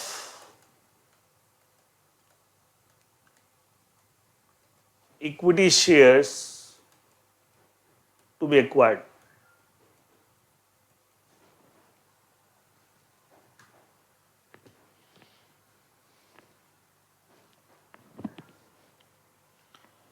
regulation number 21 देखिए क्या है. X limited company, a acquirer, इसके पब्लिक शेयर होल्डर्स। ये जो एक्वायरर पब्लिक शेयर होल्डर को ऑफर दे रहा है फॉर एग्जिट अपॉर्चुनिटी, या आप एग्जिट कर सकते हैं। When we say that this offer is successful, हम कब बोलेंगे साहब ये सक्सेसफुल है?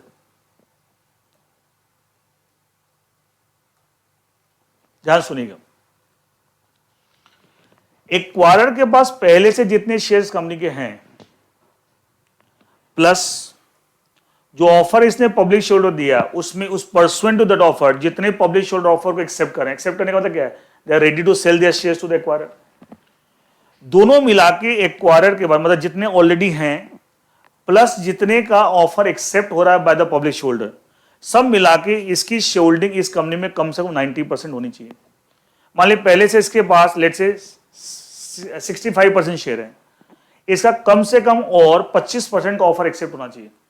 मतलब कंपनी के टोटल शेयर होल्डिंग में इसकी 90, मान लीजिए इसके पहले से 65% शेयर है, इसका 35% पब्लिक शेयर होल्डर के पास है, तो 35% में कम से कम 25%, मतलब कंपनी के टोटल शेयर होल्डिंग बेस के हिसाब से परसेंटेज बता रहे हैं, तो 65 के पैसे पहले से है, इनमें 35 में से कम से कम 25% जिनके पास शेयर है of the total share company, they accept the offer. It means वो ऑफर एक्सेप्ट करें, इसका मतलब क्या हुआ? They are ready to sell their share, they are ready to avail the exit opportunity and acquirer के पास आएंगे। तो 25% कम से कम 65 प्लस 25 कितने हुआ? 90%।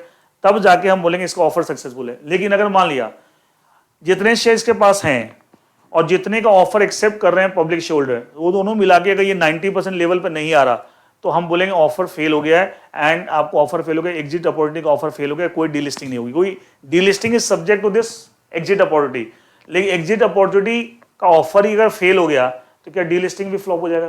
कह सकते delisting has become failed and delisting offer क्या हो गया? फेल हो गया। एक ही बात है, क्योंकि डीलिस्टिंग जो complete delisting subject to the exit opportunity, and exit opportunity कब सक्सेसफुल मानी जाएगी? when he reaches to the level of 90%, reaches to the level of, इसका रीजन देखिए आप, लॉ बोलता है अगर पब्लिक शेयर होल्डर में बहुत लोग मना कर रहे हैं कि हम तो ना तो बेचेंगे, तो इसका मतलब अल्टीमेटली ये 90% के लेवल पे आ नहीं रहा, तो लॉ बोलता है अभी भी पब्लिक का तो बहुत शेयर रह जाएंगे, तो उस केस में फिर डिलिस्टिंग नहीं होगी, क्योंकि कंप्लीट डिलिस्टिंग कराओ कंपनी अनलिस्टेड हो जाएगी, that will affect the rights of public share holder. तो ये कब माना जाएगा सक्सेसफुल? जितने शेयर्स का पहले से हैं प्लस जितने शेयर्स ये आपको पब्लिक शेयर होल्डर इसके ऑफर को एक्सेप्ट करके देने के लिए तैयार है, दोनों मिला के अगर 90% के लेवल पे आ रहा है, then this offer of exit opportunity will be considered successful, delisting offer will be considered successful, otherwise will be flop, otherwise will be treated as failure. ये सबसे इंपॉर्टेंट चीज। अब एक और चीज, जब आप ये कैलकुलेशन करेंगे इसमें कंपनी की, इस कंपनी की जो टोटल शेयर्स हैं उसमें कुछ शेयर्स को एक्सक्लूड करेंगे, एक्सक्लूडिंग द सर्टेन शेयर्स, उनको एक्सक्लूड करने के बाद जो कैपिटल बेस है उसके परसेंटेज लेंगे। उसमें जैसे मान लिया इस कंपनी के टोटल 1 करोड़ शेयर्स हैं और जिनको एक्सक्लूड करना है, बताऊं क्या क्या चीज एक्सक्लूड करना है। मान लिया वो 20 लाख शेयर्स हैं, तो वो एक्सक्लूड कर दिया। अब आपके 1 करोड़ माइनस 20 लाख तो कितने होगा? 80 लाख। तो अब 100% ये 80 लाख ही है, इसका था 80। अच्छा देखो 80 लाख का 90% कितना हो गया? 72 लाख। अब 1 करोड़ का 90% नहीं कैलकुलेट करना, 80 लाख का 90% कितना? 72 लाख। इसका था क्या है? एक्वायरर के पास पहले से जितने शेयर हैं प्लस जितने पब्लिक शेयर होल्डर अपने शेयर बेचने के तैयार हैं bye accepting the offer of exit opportunity, सब मिला के अगर ये 72 लाख पे पहुंच जाता है तो उस केस में हम बोलेंगे साहब offer made by the acquirer, offer of exit opportunity successful. ठीक है, इट मींस कुछ चीजें एक्सक्लूड करनी हो, क्या चीज एक्सक्लूड करनी? देखो मैंने पहले स्ट्रक्चर समझाता हूँ, फिर लैंग्वेज पढ़ लेना, क्योंकि लैंग्वेज सीधा पढ़ो कंफ्यूज जाता बच्चा। तो पहले पूरे मैंने स्ट्रक्चर समझाया था क्या चीज है। एक तो ये कंसेप्ट हो गया। अच्छा एक और चीज के अंदर मैं बताना चाहता हूं आपको, एक कंसेप्ट आगे आएगा काउंटर ऑफर का। वो क्या चीज अभी आगे आएगा। जैसे मान लिया एक डिस्कवर्ड प्राइस निकला और डिस्कवर्ड प्राइस ऐसा है which is not binding on the acquirer. पता ना कुछ केस में बाइंडिंग होता है, कुछ में बाइंडिंग नहीं होता। एक्वायरर बाइंडिंग नहीं है। अच्छा एक्वायरर बाइंडिंग नहीं है तो एक्वायरर उसको एक्सेप्ट करे या ना करे उसकी मर्जी है। अच्छा मान लिया वो रिजेक्ट कर देता है, इसका मतलब बात खत्म, डीलिस्टिंग फ्लॉप हुई। लेकिन ऐसे केस में लॉ बोलता है एक्वायरर ने अगर डिस्कवर्ड प्राइस को रिजेक्ट कर दिया, he is not bound to accept that discovered price. कुछ केसेस में बाउंड है, कुछ केस में नहीं है। जिस केस में नहीं बाउंड है, मान लीजिए उसने रिजेक्ट कर दिया, लॉ बोलता है उस केस में काउंटर ऑफर प्राइस दे सकता है, मैंडेटरी नहीं है, दे सकता है। अच्छा मान लिया कुछ भी ले लीजिए, मान लिया डिस्कवर्ड प्राइस, जैसे मान लिया फ्लोर प्राइस, कुछ भी लीजिए, फ्लोर प्राइस मान लिया 200 रुपये था, कोई पर्टिकुलर एग्जाम्पल, फ्लोर प्राइस 200 रुपये था, इंडिकेटिव प्राइस मान ली 250 रुपये था, हायर ही होगा। और फाइनली डिस्कवर्ड प्राइस जो निकल के आया मान लिया वो 300 रुपये आया, लेकिन एक्वायरर बोलता है साहब मेरे indicative price sorry discovered price बहुत ज़्यादा है एंड मैं इस पे नहीं शेयर एक्वायर करूंगा, मेरे बाइंडिंग में नहीं है, मैं रिजेक्ट करता हूँ, मैं 300 रुपये में नहीं शेयर करूंगा। अब लॉ बोलता है अब वो चाहे तो काउंटर ऑफर दे सकता है, चाहे तो काउंटर ऑफर दे सकता है। तो क्या उसमें काउंटर ऑफर में भी काउंटर ऑफर प्राइस होगा, ये सुनो। एंड वो आगे पढ़ेंगे, वो कंपनी के बुक वैल्यू जो शेयर्स की जो बुक वैल्यू होगी, ठीक है, उससे कम आपको प्राइस काउंटर ऑफर में प्राइस नहीं होगा, ठीक है, वो काउंटर। तो हो सकता है वो बोले कि साहब डिस्कवर्ड प्राइस 300 रुपये आया, लेकिन 300 रुपये मेरा बाइंडिंग नहीं है, मैं रिजेक्ट करता हूँ, मैं नहीं लूंगा, लेकिन मैं काउंटर ऑफर देता हूँ साहब आपको अगर लेना है तो 260 रुपये में, 260 रुपये में आपसे शेयर ले सकता हूँ, काउंटर ऑफर। एंड वो जो प्राइस है वो कंपनी की शेयर की बुक वैल्यू के प्राइस से कम नहीं होगा। तो लो बोलता अगर एक्वायरर काउंटर ऑफर भी करता है, जो अभी आगे आएगा, तो उस केस में भी वो काउंटर ऑफर भी सक्सेसफुल तभी होगा जब ये कंडीशन पूरी, मतलब कंडीशन सेम है। इसका मतलब क्या है, शुरू में जो ऑफर एक्वायर कर रहा है उस केस में in order that offer is successful, उसके लिए सेम कंडीशन है। और अगर एक्वायरर काउंटर ऑफर करता है, जैसे बताया ना मैंने आपको, वो भी कब सक्सेस, सेम कंडीशन कि जितने शेयर उसके पास पहले से हैं और जितने काउंटर ऑफर के अंदर पब्लिक शेयरहोल्डर शेयर बेचने के लिए तैयार हैं, दोनों मिला के ही reaches to the level of 90% excluding certain share, तो बीच में काउंटर ऑफर की बात भी आ रही थी, लैंग्वेज में आएगी, तो मैं क्या पहले थोड़ा बता दूं आपको, ठीक है। तो अगर काउंटर ऑफर भी करता है उसमें भी काउंटर ऑफर सक्सेसफुल कब माना जाएगा, जब आपको एक्वायरर का जितने शेयर्स हैं प्लस जितने शेयर पब्लिक बेचने के लिए तैयार है उसको, दोनों मिला के reaches to the level of 90% but excluding the certain kind of shares. तो मैंने पूरा स्ट्रक्चर रेगुलेशन 21 का बता दिया। मैं इसको एक बार, अच्छा एक चीज आई, फाइनली जिस प्राइस पे वो 90% में पहुंचेगा, जिस प्राइस पे, उसका तरीका ये क्वेश्चन कहाँ पता लग जाएगा, वो शेड्यूल 2 में मैनर दे रखा है ना, रिवर्स बुक बिल्डिंग का मैनर शेड्यूल 2 में दे रखा है, वो बताऊंगा। उसमें होता क्या है, अच्छा तो एक्वायरर क्या कम से कम प्राइस पे चाहेगा कि मुझे शेयर मिले, तो जो लोगों ने बिडिंग की है, तो हम सबसे पहले देखें सबसे कम प्राइस पे कितने शेयर्स की बिडिंग हुई है, वो एक्वायरर एक्सेप्ट करेगा। फिर उससे ज्यादा वाले करते करते देखेगा साहब जितने मेरे पास ऑलरेडी हैं और जितने मेरे को और चाहिए to reach to the level of 90%, क्या वहीं पे आपको सक्सेसफुल हो जाएगा। और जहां 90% आ रहा है, जहां पे वही रेट आपको फाइनली डिस्कवर्ड प्राइस, वही रेट के आपको फाइनली डिस्कवर्ड प्राइस है। अभी मैं क्वेश्चन भी कराऊंगा, वो क्लैरिटी मिल जाएगी। देखिए regulation 21, an offer made under this regulation, that is delisting of equity share regulation, और अ काउंटर ऑफर की बात दोनों के लिए एक साथ बोल रहे हैं कि उसके लिए भी कंडीशन सेम है। और अ counter offer made by the acquirer in terms of regulation 22, आगे रेगुलेशन 22 में काउंटर ऑफर की बात आएगी, एज द केस में भी shall be deem to be successful, इसे सक्सेसफुल माना जाएगा। मतलब ये वाला ऑफर भी और काउंटर ऑफर भी अगर रेगुलेशन 22 के अकॉर्डिंग एक्वायर करता है, सक्सेसफुल माना जाएगा if the post offer shareholding, मतलब ऑफर के बाद shareholding of the acquirer along with the shares tendered offered by public shareholder, ठीक है, इसका जितने उससे पहले से हैं उसके अलावा जितने से पब्लिक शेयरहोल्डर ने टेंडर की ऑफर की, accepted as eligible bids at the discovered price और the counter offer price, counter offer वाला केस होगा द काउंटर ऑफर प्राइस, और अदरवाइज ये वाला आपका डिस्कवर्ड प्राइस, ठीक है। एज अ केस में reaches 90% of the total issued shares of that class, ठीक है, आगे ना, ठीक है, एक्सक्लूडिंग द फॉलोइंग, आगे ना, इनको छोड़ के जो कुछ चीजें नीचे दे रखी तो इनको पहले हटा दीजिए।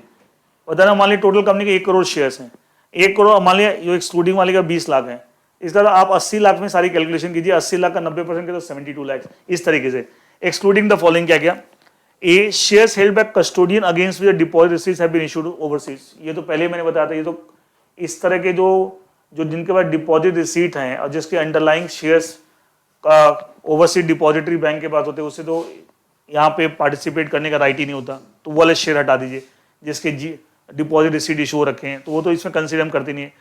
तो shares held by trust setup for implementing an employee benefit scheme under the SEBI share based employee benefit regulation 2014, ये भी आप पढ़ते हैं कि SEBI share based employee benefit regulation 2014, इस लॉ के अकॉर्डिंगली अगर कोई ट्रस्ट क्रिएट हो रखी है और ट्रस्ट के पास कुछ शेयर्स हैं तो वो भी कंसीडर नहीं करना यहाँ पे। And last, shares held by inactive shareholder such a vanishing company, struck off company, shares transfer to investor education protection fund account, मतलब कि कंपनी के शेयर हैं लेकिन जिनके पास है वो इनएक्टिव शेयरहोल्डर, जैसे कोई कंपनी वैनिशिंग कंपनी, वो एक्स लिमिटेड के शेयर कोई वाई लिमिटेड होल्ड कर रही है and Y limited vanishing company है, या वाई लिमिटेड का नाम स्ट्रक ऑफ हो गया, पढ़ते ना, स्ट्रकिंग और striking off the name of the company, इस तरह कुछ हो गया, तो वो वाले शेयर कंसीडर नहीं करने, या वो शेयर जो इन्वेस्टर जो पढ़ते हो ना कंपनी लोग डिविडेंड चैप्टर में, इन्वेस्ट की जिन शेयर्स पर लगातार कोई 7 साल तक डिविडेंड क्लेम नहीं करता, तो उनके शेयर कहाँ ट्रांसफर होते हैं, इन्वेस्टर एजुकेशन प्रोटेक्शन फंड में, तो वो वाले शेयर एक्सक्लूड कर दीजिए। तो ये 3 कैटेगरी वाले शेयर इस कंपनी के हैं, उसे हटा दीजिए। उसके बाद जो शेयर है उसका कम से कम 90% एक्वायरर के पास आना चाहिए।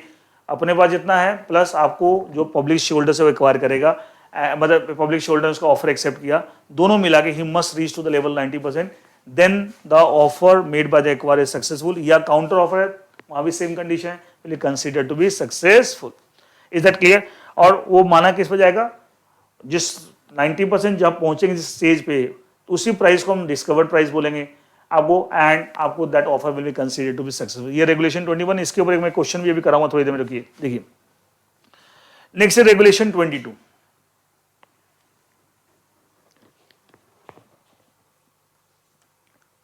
ऑप्शन टू एक्सेप्ट और रिजेक्ट द डिस्कवर्ड प्राइस। बताया था ना, कुछ केस में डिस्कवर्ड प्राइस बाइंडिंग होगा ऑन द एक्वायरर, और कुछ केस में रिजेक्ट भी कर सकता है, और काउंटर ऑफर। अब बताया रिजेक्ट करता है तो उस केस में चाहे तो काउंटर ऑफर दे सकता है। ये सारी बातें रेगुलेशन 22 में दे रखी है। देखिए x limited company, a acquirer, इसके पब्लिक शेयर होल्डर। पहला case, if the discovered price is equal to floor price or indicative price if any, बताया था। तो ये discovered price is binding on the acquirer, और उसको इसी रेट पे शेयर एक्वायर करने पड़ेंगे। इंप्लाइड है, जब इसके बराबर, इससे कम तो हो ही नहीं सकता। If the discovered price equal to floor price और indicative price if any, indicate तो उसी ने किया था एक्वायरर ने कि साहब इस पे मैं तैयार हूं, तो अब मना कैसे कर सकता है? तो फिर इस केस में discovered price is binding on the acquirer, और उसको डिस्कवर्ड प्राइस से शेयर एक्वायर करने पड़ेंगे। Number 2, if the discovered price is higher than floor price but less than indicative price। बताए इंडिकेटिव प्राइस समझा, फ्लोर प्राइस ज्यादा होता है। मान लीजिए फ्लोर प्राइस 80 रुपीज है, indicative price 90 rupees per share है, लेकिन मेरा डिस्कवर्ड प्राइस आपको 86 रुपीज आया, तो क्या is higher than the floor price but less than the indicative price. तो उस केस में भी अब तो 90 पे भी लेने तैयार थे, लेकिन डिस्कवर्ड प्राइस तो उससे कम आ रहा है, तो फिर क्या दिक्कत है? तो उस केस में आपको acquire bound to acquire the shares, acquire bound to acquire the share but at the indicative price, क्योंकि आप इस रेट तो आप पहले बता चुके मैं इस पे लेने तैयार हूं, इंडिकेट कर चुके हो।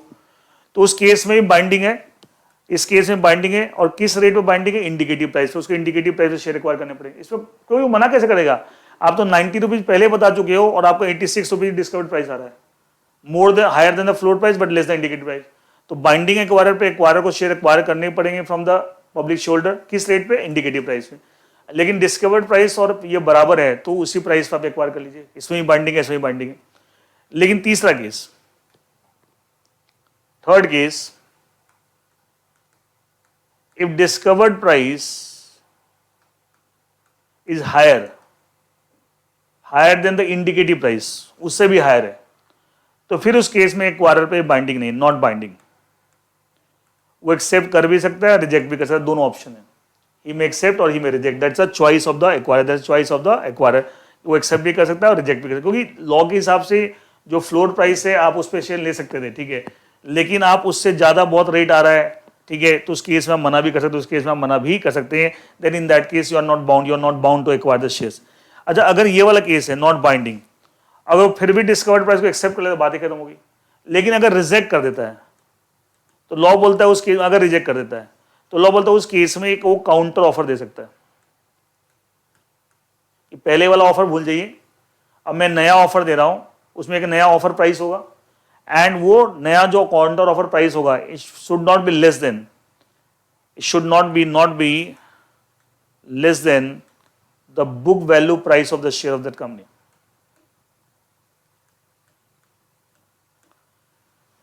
वो फिर काउंटर ऑफर, लेकिन काउंटर ऑफर देना मैंडेटरी नहीं है, अगर डिस्कवर प्राइस हायर आ रहा है, वो रिजेक्ट कर लिया, बात खत्म, आपका डीलिस्टिंग ऑफर फ्लॉप हो गया, डीलिस्टिंग नहीं होगी, ना कोई एग्जिट अपॉर्चुनिटी ना डीलिस्टिंग, खत्म बात होगी। लेकिन अगर वो अगर एक्सेप्ट कर लेता ठीक है, रिजेक्ट कर लिया, रिजेक्ट करने में वो काउंटर ऑफर दे सकता है, एंड उसमें काउंटर ऑफर जो प्राइस होगा वो कंपनी के शेयर की बुक वैल्यू से कम नहीं होगा। तो मैंने एक मोटी मोटी आपको काउंटर ऑफर देने का जो प्रोसीजर है एंड ऑल शेड्यूल 4 में दे रखा है एंड ऑल, ठीक है। एक मोटी मोटी बात मैंने आपको बता दी, मैं फिर भी एक बार देखिए, सारे केस बना दिए, देखिए। Regulation 22, the acquirer shall be bound to accept the equity share tendered or offered in the delisting offer if the discovered price determined through the reverse book building process is equal to the floor price or indicative price if any offered by the equal है, bound है, discovered price share acquire करने पड़ेंगे। Second, the acquirer shall be bound to accept the equity share at the indicative price, किस पे? At the indicative price. If any offered by the acquirer, even if the price determined through the reverse book building, जो discovered price is higher than the floor price, is higher than the floor but less than the indicative price. जो discovered price निकल के आया है वो floor price से ज्यादा है लेकिन इंडिकेटेड प्राइस से कम है, तब भी एक्वायरर पे बाउंड है, acquirer is bound to acquire से किस रेट पे? At the indicative price. इस केस में अगर मान लिया 80 रुपये फ्लोर प्राइस है, 90 रुपये इंडिकेटिव प्राइस है, डिस्कवर 86 है, तो वो आपको 90 रुपये पे शेयर एक्वायर करने के लिए बाउंड है, क्योंकि 90 तो आप पहले बता चुके हैं ना कि हम इस पे लेने के लिए इंडिकेट कर चुके हैं, इतने आप लेने तैयार हूँ। It may be noted that aforesaid provision shall not apply if the its discovered price is higher than the indicated। आगे ना, अगर डिस्कवर्ड प्राइस इंडिकेटिव प्राइस से भी ज्यादा है, तो बंदे ने बताया था कि साहब मैं इतने तक ले सकता हूँ, इससे ज्यादा रेट पे नहीं लूंगा, उससे भी ज्यादा डिस्कवर्ड प्राइस आ रहा है, तो वो बाइंडिंग नहीं है, तब उस केस में acquire not bound to acquire the share from the public shareholder, तो उस केस में बाउंड नहीं है, वो एक्सेप्ट करे डिस्कवर्ड प्राइस नहीं, उसकी मर्जी है। अगर एक्सेप्ट करेगा तो डीलिस्टिंग ऑफर सक्सेसफुल हो जाएगा, अगर रिजेक्ट कर देगा तो फ्लॉप हो जाएगा। In case the discovered price is not acceptable to the acquirer, है ना, अगर एक्सेप्ट कर ले उसकी मर्जी है, नहीं, a counter offer may be made, not necessary, may be made by the acquirer to the public shareholder within 2 working days of the closure of the bidding period, the reverse book building a bidding period, and thereafter the acquirer shall ensure compliance with the provision of these regulations in accordance with timelines provided in schedule 4। मतलब counter offer के case में फिर क्या क्या timelines और schedule 4 के accordingly चलेगी। It may be noted that counter offer price, जब काउंटर ऑफर देगा अगर देता है तो काउंटर ऑफर में एक प्राइस भी होगा। It may be noted that counter offer price shall not be less than the book value of the company, मतलब शेयर्स, कंपनी के शेयर की जो बुक वैल्यू उससे कम नहीं होगी, as certified by the manager, मतलब manager to the offer certify करेगा कि साहब जो काउंटर ऑफर में जो प्राइस ऑफर किया गया है वो कंपनी की शेयर्स की बुक वैल्यू से कम नहीं है, ये ध्यान रखना है, ये ध्यान आपको रखना है। तो ये सब चीजें मैंने पहले बता दिया था, उसी को पॉइंट्स बना के उस चीज को मैं लैंग्वेज में मैंने पूरी पढ़ा दी है, ठीक है। आगे देखिए, next that is the failure of the offer, regulation 23।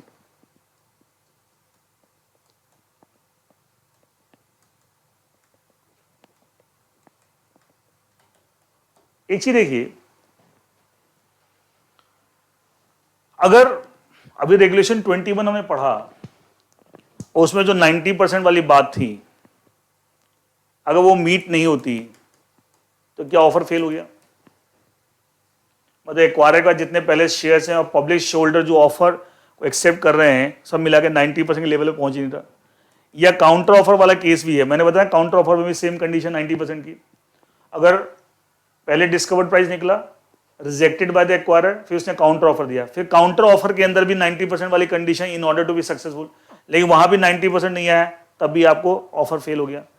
तीसरा केस है कि सर जो डिस्कवर्ड प्राइस निकल गया higher than the indicated price, not binding on the acquirer, acquirer ने रिजेक्ट कर दिया और कोई काउंटर ऑफर भी नहीं दिया, एक्सेप्ट जो डिस्कवर्ड प्राइस निकल के आया higher than the indicated price, not binding on the acquirer, acquirer ने एक्सेप्ट नहीं कर, रिजेक्ट कर दिया और कोई काउंटर ऑफर भी दिया, क्या उस केस में भी आपको ऑफर फेल हो जाएगा? If the discovered price is higher than the indicative price and rejected by the acquirer, not accepted by the acquirer, and he also doesn't make any counter offer। ये 3 case हो गए कि भाई normal case 90% वाला case है, condition full जो regulation 21 में दे रखा। अच्छा, दूसरा 90% वाला केस हुआ लेकिन प्राइस में दिक्कत आ रहा है, डिस्कवर्ड प्राइस जो है वो higher than the indicative price है, फिर उसको रिजेक्ट किया एक्वायरर ने, फिर काउंटर ऑफर दिया, फिर काउंटर ऑफर भी सक्सेस होने के लिए 90% कंडीशन है वो नहीं फुलफिल हुई, ऑफर रिजेक्ट, ऑफर फेल हो गई। तीसरा है कि discovered price higher than indicative price and rejected by the acquirer and no counter offer made, उस केस में भी ऑफर हैज फेल्ड, ऑफर, तीनों केस दे रखे हैं। अच्छा, एक चीज़ है, जब आपको ऑफर फेल हो जाएगी तो जितने पब्लिक शेयर होल्डर के शेयर्स एक्वायरर के पास आ गए हैं, क्या वो शेयर वापस करेगा? क्या वो शेयर्स वापस करेगा? तो कितने कितने दिन में वापस करेगा वो सब आपको दे रखा है, मैं एक बार पढ़ देता हूं, देखिए आपको।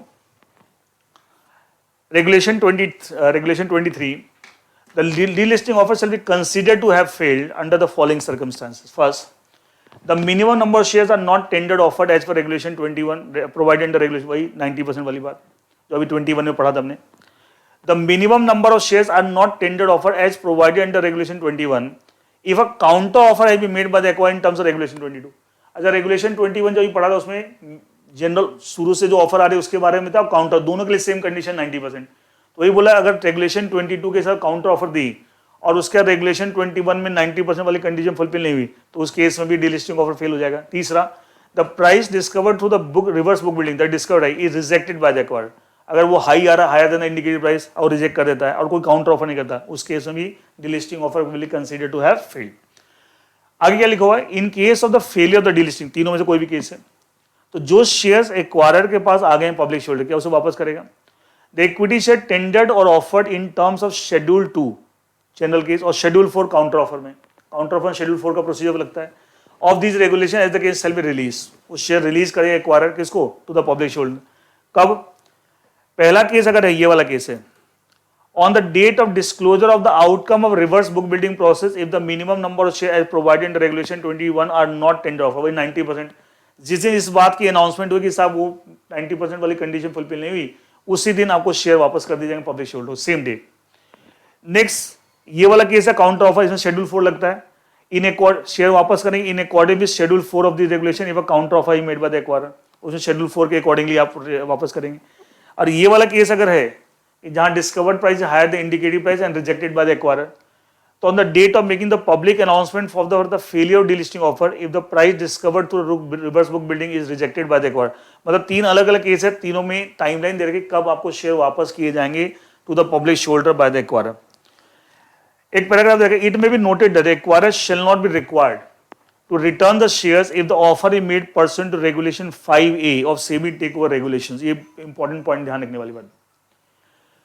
अच्छा, आपको याद होगा लास्ट क्लास में मैंने बोला इस पूरे लॉ में एक्वायरर टर्म यूज हो रहा है, और एक्वायरर की डेफिनेशन में 2 चीजें आई थी कि साहब वो बंदा जो किसी कंपनी को टारगेट कर रहा है as per regulation 5A of SEBI takeover code और साथ में डीलिस्टिंग ऑफर दे रहा है, और any person who is part of the promoter और प्रोमोटर ग्रुप, वो सब आपको एक्वायरर माने जाएंगे।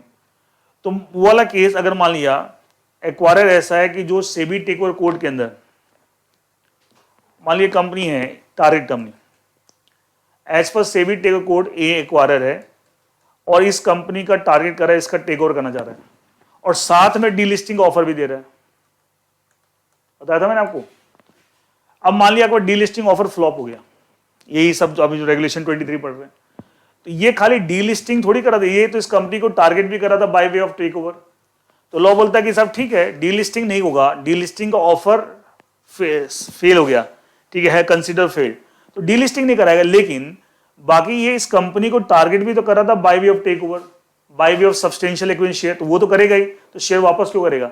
इस कंपनी के जो शेयर होल्डर्स के शेयर जो है वापस क्यों करेगा? ठीक है, तो बोला उस केस में शेयर वापस, क्योंकि यहाँ पे वो डुअल चीज कर रहा है, एक तो इस कंपनी को टारगेट करा by way of take over, साथ में डीलिस्टिंग ऑफर दे रहा है, तो डीलिस्टिंग ऑफर फ्लॉप हो गया ना, regulation 5A of SEBI take over code, ठीक है, तो वो नहीं करो, डीलिस्टिंग नहीं होगी, लेकिन जो टेक ओवर करने का जो प्रोसेस है वो तो चलेगा ही, and that's why say that उस केस में acquirer is not required to return the share. अगर आप regulation 5A of SEBI take over code के अंदर फॉलो करते हैं एंड वो वाले एक्वायरर है तो आपको रिटर्न करनी है, क्योंकि आप टेक ओवर तो आप कर ही रहे हैं। देखिए क्या लिखा, it may be noted acquirer shall not be required to return the shares if the offer is made pursuant to regulation 5A of SEBI take over regulation.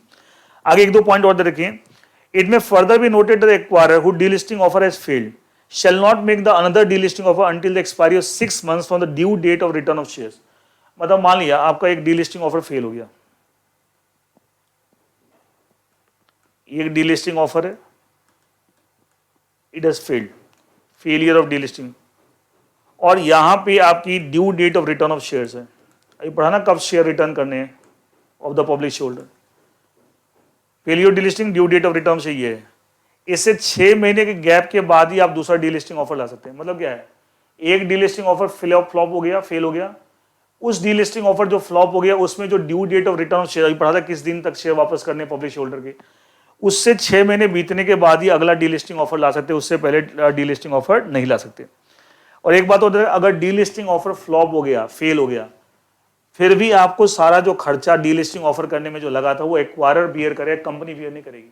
कल के दिन एक्वायरर बोल दे कि साहब मैंने तो डीलिस्टिंग ऑफर दिया था लेकिन since it has failed and why should I bear all the expenses all that, वो सारे एक्सपेंसेस एक्वायरर को ही बियर करने पड़ेंगे, company will not bear the same, company will not. देखिए क्या लिखा हुआ, it may further be noted the expenses relating to offer for delisting shall be borne by the acquirer in case of failure of delisting offer. कल के दिन acquirer बोल सकते हैं साहब मेरा तो डीलिस्टिंग ऑफर ही फ्लॉप हो गया, फेल हो गया, तो why should I bear the expense. No, law says that fail हो गया उसमें हम भाई पब्लिक ने एक्सेप्ट नहीं किया या जो भी रीजन थे, लेकिन जो भी खर्चा लगा वो एक्वायरर ही बियर करेगा, company will not beer, company will not bear the same, company will not bear the same. Is that okay? Actually पूरा एक प्रोसीजर है, इसलिए मैं एक सब चीजें ना एक दूसरे से इंटरलिंक हो जा रही है। मतलब एग्जिट अपॉर्चुनिटी में आप देखा जाए तो अल्टीमेटली सारा एक प्रोसीजर ही तो है कि ये होगा ये होगा। एक कॉमन सेंस अगर देखें, एक प्राइस निकाला है, प्राइस कैसे कैसे निकले, एक फ्लोर प्राइस निकला, फिर इंडिकेटिव प्राइस, फिर डिस्कवर्ड प्राइस, ठीक है, फिर आपने एस्क्रो अकाउंट बनाया, ऑफर दिया, डिटेल पब्लिक अनाउंसमेंट, देन हर एक को इंडिविजुअल लेटर ऑफर, तो वो सारी चीजें मतलब एक प्रोसेस पूरा बन गया आपको। अच्छा, अभी हमने पढ़ा कि सब कब कब डीलिस्टिंग ऑफर फ्लॉप हो जाएगा, लेकिन मान लिया उनमें से कोई भी केस नहीं है, जब फ्लॉप हो जाएगा तो क्या डीलिस्टिंग ऑफर सक्सेसफुल है? अगर डीलिस्टिंग ऑफर सक्सेसफुल है तो क्या पब्लिक शेयर होल्डर को जो अपने शेयर्स आपको टेंडर कर रहे हैं to the acquirer in as a by accepting the exit offer of exit opportunity, क्या उनको पेमेंट होगी? कौन करेगा? एक्वायरर। कहां से करेगा? एस्क्रो अकाउंट से। कहां से करेगा? एस्क्रो अकाउंट से, ठीक है। वो मैनेजर तो ऑफर करेगा क्योंकि एस्क्रो अकाउंट पे कंट्रोल किसका होता है? मैनेजर ऑफर का। देखिए तो अगला है payment upon success of the offer. देखिए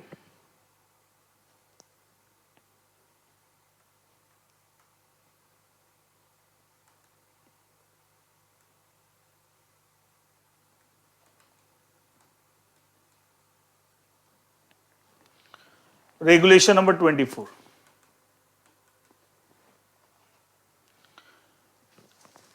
it says that all the public shareholders whose bids are accepted obviously shall be paid at the discovered price or a higher price। बता देना वो higher price से भी दे सकता है, discovered price, वो तो ऑब्वियस सी बात है।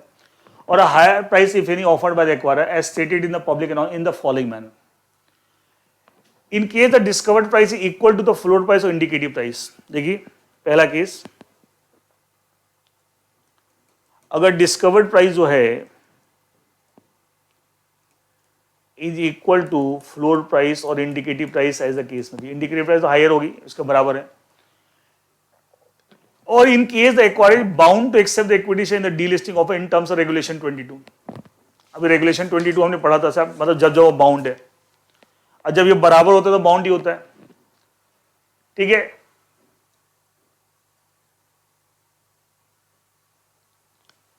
बाउंड कब कब होता है मैंने पढ़ा था ना आपको साहब, जब ये बराबर हो या discovered price is higher than the floor price but less than the indicative price, bound होता है।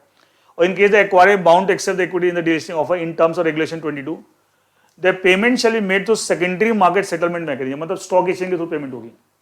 मतलब एक सेकेंडरी मार्केट उसका प्रोसेस होगा, वो सब आपको सेबी बताएगा and all that. Secondary market settlement, secondary market पर स्टॉक एक्सचेंज, उसके थ्रू पेमेंट होगी। मतलब acquirer will make the payment to the stock exchange, stock exchange के थ्रू आपको पब्लिक शेयर होल्डर को पेमेंट मिलेगी। Second case, in case the discovered price or the price if any offered by the acquirer in terms of regulation 20 of this regulation is higher than the floor price or the indicative price, मतलब जिस भी rate पर share acquire कर रहा है वो floor price या आपको इंडिकेटिव प्राइस ज्यादा है, उससे भी ज्यादा है, एज द केस में भी the payment shall be made, मतलब बेसिकली क्या है, discovered price is higher than the floor price और indicative price but accepted by the acquirer, acquirer उसको एक्सेप्ट कर रहा है।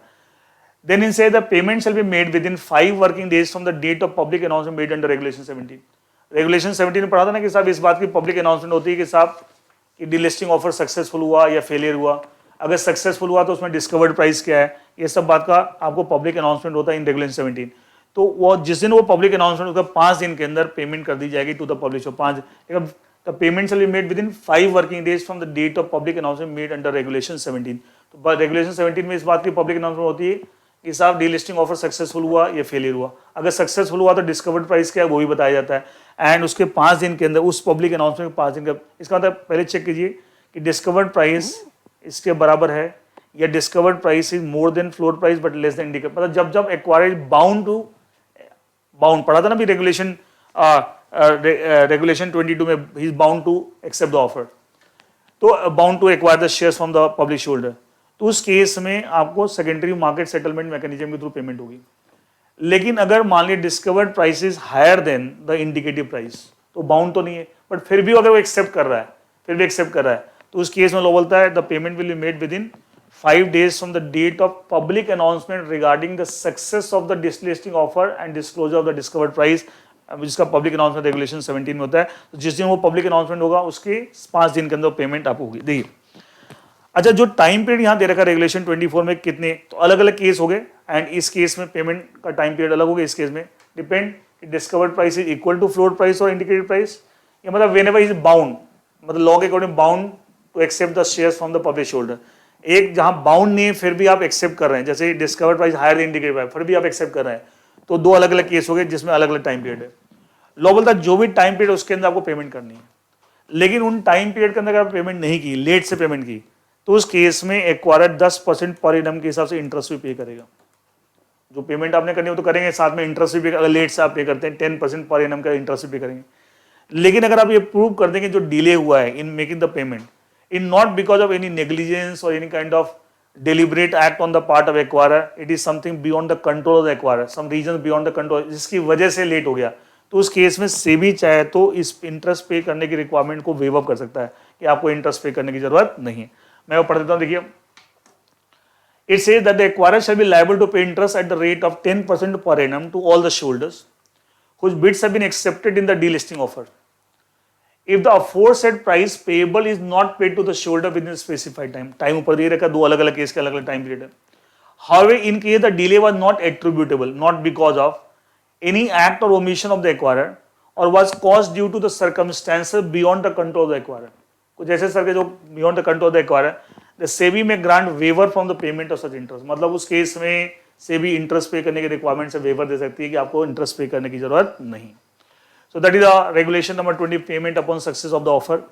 Next is final application to the stock exchange after successful delisting। अब successful delisting होगी, आपने पेमेंट कर दी कि आप फाइनल एप्लीकेशन लगाएंगे एंड आपको फाइनल अप्रूवल आ जाएगी, आपका delisting प्रोसेस कंप्लीट हो जाएगा। देखिए,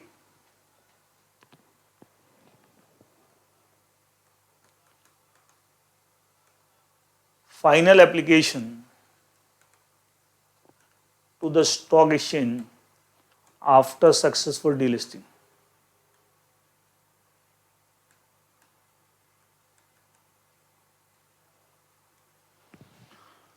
रेगुलेशन नंबर 25,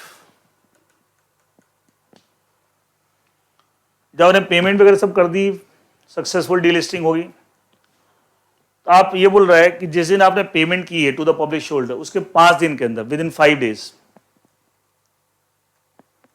यहां payment to the publish holder जो रेगुलेशन 24 में पढ़ा आपने, यहां final application to stock exchange seeking the final approval for delisting, ये गैप मैक्सिमम 5 days। ये जो एप्लीकेशन लगेगी उसके साथ सारी डिटेल इंफॉर्मेशन, सारे information regarding providing the exit opportunity, सब कुछ ऑब्वियसली आपको पूरी डिटेल, पूरी रिपोर्ट देनी पड़ेगी, साहब आपने क्या क्या किया, कैसे एग्जिट अपॉर्चुनिटी दी थी, सारी डिटेल देनी पड़ेगी। एंड ये फाइनल एप्लीकेशन का फॉर्मेट क्या होगा, जो स्टॉक एक्सचेंज बताएगा, जो टाइम टू टाइम चेंज हो सकता है, जो स्टॉक एक्सचेंज बताएगा। और जब ये फाइनल एप्लीकेशन हर तरीके से कंप्लीट है, तो आपको जिस दिन आप एप्लीकेशन लगाएंगे उसके 15 दिन के अंदर आपको स्टॉक एक्सचेंज एप्लीकेशन को डिस्पोज ऑफ कर देगा, मतलब अप्रूवल दे देगा या रिजेक्ट करेगा, जो भी करना है आपको stock within 15 days from the date of submitting this application which is complete in all respects. देखिए, मैं एक बार पढ़ देता हूँ, इसमें और कुछ खास नहीं है। Within 5 working days from the date of making the payment to the publish holder, payment वाली बात ऊपर आई थी, मतलब पूरा एक प्रोसेस, इसका दिया होगा, उसका दिया होगा, पूरा कुछ चीजें आपस में इंटरलिंक मिक्स भी हैं। The acquirer shall make the final application for delisting to the relevant recognised stock exchange in the form, उसका format in the form specified by such stock from time to time. The final application for delisting shall be accompanied with necessary detailed information as the recognized stock may require, obviously बात है, of having provided the exit opportunity in accordance with the provisions of this law। obviously सारी information आपको देनी पड़ेगी ना, साहब ने कैसे कैसे exit opportunity the. The final application for delisting shall be disposed of by the recognized stock agent within 15 working days maximum from the date of receipt of such application that is complete. हर तरीके से अगर application complete है, कई बार तो ना आपने application लगाई, कुछ इन्फॉर्मेशन मिसिंग है, अब स्टॉक एक्सचेंज वो इन्फॉर्मेशन आपसे मांगी, ये बताइए, ये इन्फॉर्मेशन हो दीजिए, ये पेपर हो दीजिए। तो जब तक आप एप्लीकेशन कंप्लीट नहीं करेंगे तब तक वो अधूरी है। और जब सारी इन्फॉर्मेशन आप प्रोवाइड कर देंगे एंड कंप्लीट, उसके बाद मैक्सिमम विद इन 15 डेज वो आपकी एप्लीकेशन को डिस्पोज ऑफ कर देगा, डिसाइड कर देगा कि आपको अप्रूवल देना है या नहीं देना। Now coming to the last provision in the context of the exit opportunity,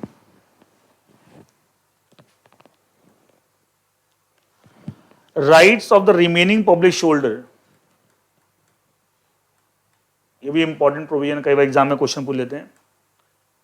remaining public share holders to tender equity shares. Tender means give, surrender, वापस देना और पैसे मुझे बेचना था। Tender means to sell, to tender the equity shares.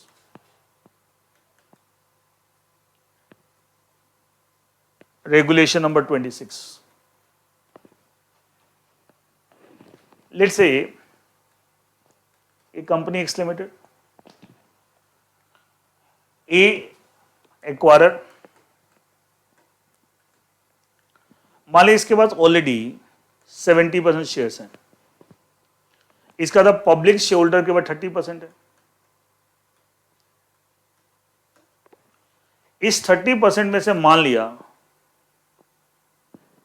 24% ने सबने offer accept कर लिया और इसने एक्वायर कर लिया, तो 70 + 24 94%।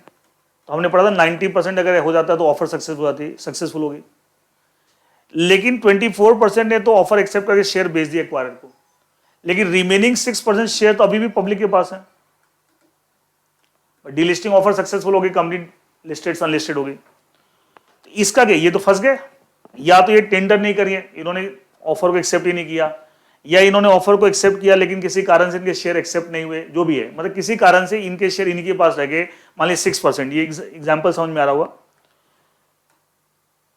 मान लीजिए प्रोमोटर्स एक्वायरर के पास 70% शेयर पहले से थे, 30% पब्लिक शेयर होल्डर के पास थे। 30 में 24% शेयर्स जिन पब्लिक के पास है उन्होंने बेच दिए, तो इसका तो वो 94% सक्सेसफुल हो गया, डीलिस्टिंग ऑफर सक्सेसफुल हो गया। लेकिन जो रिमेनिंग 6% अभी भी पब्लिक शेयर होल्डर के पास, वो तो फंस गए, वो कंपनी लिस्टेड से अनलिस्टेड हो गई। तो उसके लिए रेगुलेशन 26 बोलता है कि सब जिस दिन डीलिस्टिंग कंप्लीट भी होगी उसके बाद भी अगले 1 साल तक ये जो रिमेनिंग पब्लिक शेयर होल्डर जिनका ये शेयर्स हैं, ये चाहे तो अभी भी अपने शेयर एक्वायरर को बेच सकते हैं, और acquirer will be bound to acquire the shares in the next 1 year, अगले 1 साल तक, एट द सेम प्राइस जिस प्राइस पे आपने पहले आपके और शेयर होल्डर के शेयर एक्वायर किए थे in the delisting offer, in the offer for exit opportunity. ठीक है, अब एक चीज बताइए, इसका मतलब आपको 1 साल तक इनका राइट अभी भी है, जो remaining right of remaining public share, remaining जो टू टेंडर जो नहीं कर पाए उनका अभी भी राइट है। कितने टाइम तक? 1 ईयर तक। अच्छा, अगर ये विद इन 1 ईयर अगर अपने शेयर एक्वायरर को बेचते हैं और एक्वायरर खरीदता है उसी रेट पे जिस रेट पे औरों से खरीदा था, तो एक्वायरर क्या पेमेंट एस्क्रो अकाउंट से करेगा? इसका मतलब क्या, एस्क्रो अकाउंट जब आपको डीलिस्टिंग ऑफर कंप्लीट हो जाती है उसके बाद भी एस्क्रो अकाउंट में कुछ पैसा बचा, क्योंकि हमने एस्क्रो अकाउंट में तो टोटल सारे पब्लिक के पास जितने शेयर उसके बेसिस पे टोटल कंसिडरेशन निकाला था और उसके हिसाब से एस्क्रो अकाउंट में प्रोविजनिंग की थी। तो इसका तो एस्क्रो अकाउंट में अगर ये 24% शेयर बिक गए तो इनको तो पेमेंट मिल गई थी एस्क्रो अकाउंट से, लेकिन एस्क्रो अभी बैलेंस पड़ा होगा, तो वो बैलेंस पैसा जो एस्क्रो अकाउंट का 1 साल तक आपको मेंटेन करना। मैनेजर टू द ऑफर ध्यान रखिए कि साहब वो एस्क्रो अकाउंट का पैसा एक्वायरर को वापस नहीं मिले, वो 1 साल तक मेंटेन रहेगा, क्योंकि क्या पता बीच में कौन पब्लिक शेयर होल्डर बोलते कि साहब मेरे को अपने शेयर बेचने हैं, तो इसको पेमेंट वहां से मिलेगी एस्क्रो अकाउंट से एंड ऑल दैट। हाँ, ये है अगर 1 साल खत्म होने से पहले ही सारे के सारे पब्लिक शेयर होल्डर में शेयर बेच दिए एक्वायरर को, अब कोई पब्लिक शेयर होल्डर नहीं है, मान लिया let's say delisting offer complete हुआ, उसके 8 महीने के अंदर ही सारे पब्लिक शेयर होल्डर ने जो रिमेनिंग पब्लिक उन्होंने बेच दिए, अब कोई पब्लिक शेयर होल्डर नहीं है एंड किसी को अपने शेयर नहीं बेचने, मतलब ऐसा कोई बचा ही नहीं, तो उस केस में आप 8 महीने बाद भी इसको अकाउंट बंद कर सकते हैं। रीजन बीइंग अब इसको अकाउंट को यूज ही नहीं है, ठीक है। लेकिन अगर तो ये लिखा हुआ जब तक पब्लिक शेयर होल्डर नहीं बेच दें या 1 year period which ever earlier, उतने टाइम तक आपको एक्चुअली इसको अकाउंट में मेंटेन करना है, सो दैट जो पब्लिक शेयर होल्डर्स के लिए अप्लाई करें उनको आप एक्वायर शेयर एक्वायर करें, पेमेंट कहां से? From the escrow account. तो ये टॉपिक आप इस पे एग्जाम में क्वेश्चन भी आपको आते हैं। देखिए रेगुलेशन नंबर 20 से क्या होता है, remaining public share holder whose shares were either not accepted, या तो एक्वायर ने किसी कारण से एक्सेप्ट नहीं किया, और were not tendered at all, उन्होंने टेंडर ही नहीं किया, मतलब ऑफर को एक्सेप्ट ही नहीं किया था, मतलब किसी कारण से ऑफर आया, आपने एक्सेप्ट ही नहीं किया, ध्यान नहीं दिया क्या था during the bidding period, shall have a right to tender tender में give their equity share for a minimum period of 1 year from the date of delisting. Delisting से 1 साल कम से कम, ठीक है, ज्यादा भी हो सकता है, एक्वायरर एक साल से ज्यादा का फैसिलिटी देते हैं, लेकिन 1 साल तो रहेगा। The acquirer shall be under obligation during such period to accept the shares of the remaining public shareholder at the same price at which the equity shares have been delisted. मतलब औरों से जिस रेट पे आपने acquire किया उसी rate पे आपको, ठीक है। अच्छा, उसकी पेमेंट कहां से होगी? डिस्को अकाउंट से। तो एस्क्रो अकाउंट मेंटेन करना पड़ेगा, वो देखिए। The payment of consideration for equity share accepted from the remaining public shareholder shell be made out of the balance amount lying in the escrow account. Escrow account वहां से payment होगी, तो उसके लिए एस्क्रो अकाउंट मेंटेन करना पड़ेगा। तो manager to the offer ध्यान रखे कि एस्क्रो अकाउंट पहले क्लोज ना हो। It may be noted that the manager to the offer shall ensure that the amount lying in the escrow account or the bank guarantee, पता ना उसमें cash भी हो सकता है, bank guarantee, shall not be released to the acquirer, मतलब account को close करके वो पैसा वापस नहीं करेंगे एक्वायरर को, for a minimum period of 1 year और till the time payment have been made to the remaining public shareholder which early. अगर पहले 1 साल से पहले ही पेमेंट अगर हो गई, आप कोई बचा नहीं पहले, तब क्लोज कर दीजिए। तो 1 year या till the payment is made which ever early, तब तक आपको क्लोज नहीं करना, तब तक वो पैसा रिलीज नहीं करना, वो एस्क्रो अकाउंट में मेंटेन होगा। So this is the provision regulation 26, right of remaining public shareholder to tender the equity share. तो इसके साथ हमने सारे प्रोविजंस रेगुलेशन 14 से स्टार्ट करके रेगुलेशन 26 तक आए रिगार्डिंग द एग्जिट अपॉर्चुनिटी। तो एग्जिट अपॉर्चुनिटी में क्या क्या प्रोविजन है उससे रिलेटेड हमने सारे प्रोविजन डिटेल में डिस्कस कर लिए, ठीक है। अगली क्लास में हम कंपल्सरी डीलिस्टिंग, वॉलंटरी डीलिस्टिंग पूरा कंप्लीट हो गया। अगली क्लास में हम कंपल्सरी डीलिस्टिंग बारे में पढ़ेंगे, वो छोटा सा टॉपिक है, और उसके अलावा कुछ छोटे मोटी चीजें और भी पढ़ेंगे, और अगली क्लास में हम ये चैप्टर कंप्लीट कर लेंगे। अच्छा, 1-2 क्वेश्चंस मैं करा देता हूं जो आज हमने डिस्कस किया, उससे रिलेटेड 1-2 क्वेश्चन डिस्कस करते हैं।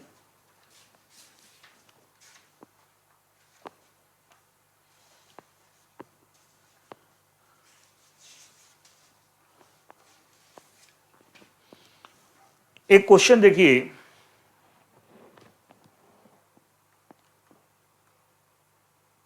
दिसंबर 2017 एग्जाम में क्वेश्चन आया हुआ है, क्वेश्चन नंबर 1 पार्ट ए।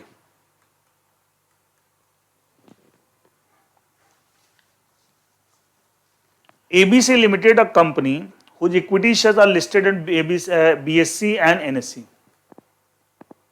एक कंपनी ABC लिमिटेड, तो कहां लिस्टेड है? NSE एंड BSE पे। is seeking the delisting of its equity share from both the recognized, मतलब ऑल स्टॉक एक्सचेंज डीलिस्टिंग कर रहे हैं, वो रेगुलेशन 7 वाला ही कंसेप्ट आ गया। It provides an exit opportunity to all the public shareholders in accordance with SEBI delisting equity share regulation 2021। अच्छा, again इस provision पे भी ओल्ड लॉ और न्यू लॉ में कोई चेंज नहीं, इसलिए क्वेश्चन 2017 में आया, लेकिन 2021 रेगुलेशन या ओल्ड इस पर्टिकुलर पॉइंट पे था ना, ऐसा नहीं कि सारे चीज चेंज हो गई, इस प्रोविजन पे ओल्ड लॉ न्यू लॉ में कोई चेंज नहीं है, इसलिए क्वेश्चन भले पुराना है लेकिन आज भी नए लॉ के हिसाब से भी क्वेश्चन रेलेवेंट है।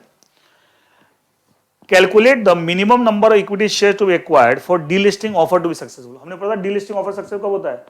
जब एक्वायरर की पहले से जितनी होल्डिंग और जितने पब्लिक आपको ऑफर एक्सेप्ट करे, दोनों मिला के 90% के लेवल पर आ जाए, और जब जिस स्टेज पर आप 90% पहुंच जाएंगे वही आपको डिस्कवर्ड प्राइस होगा।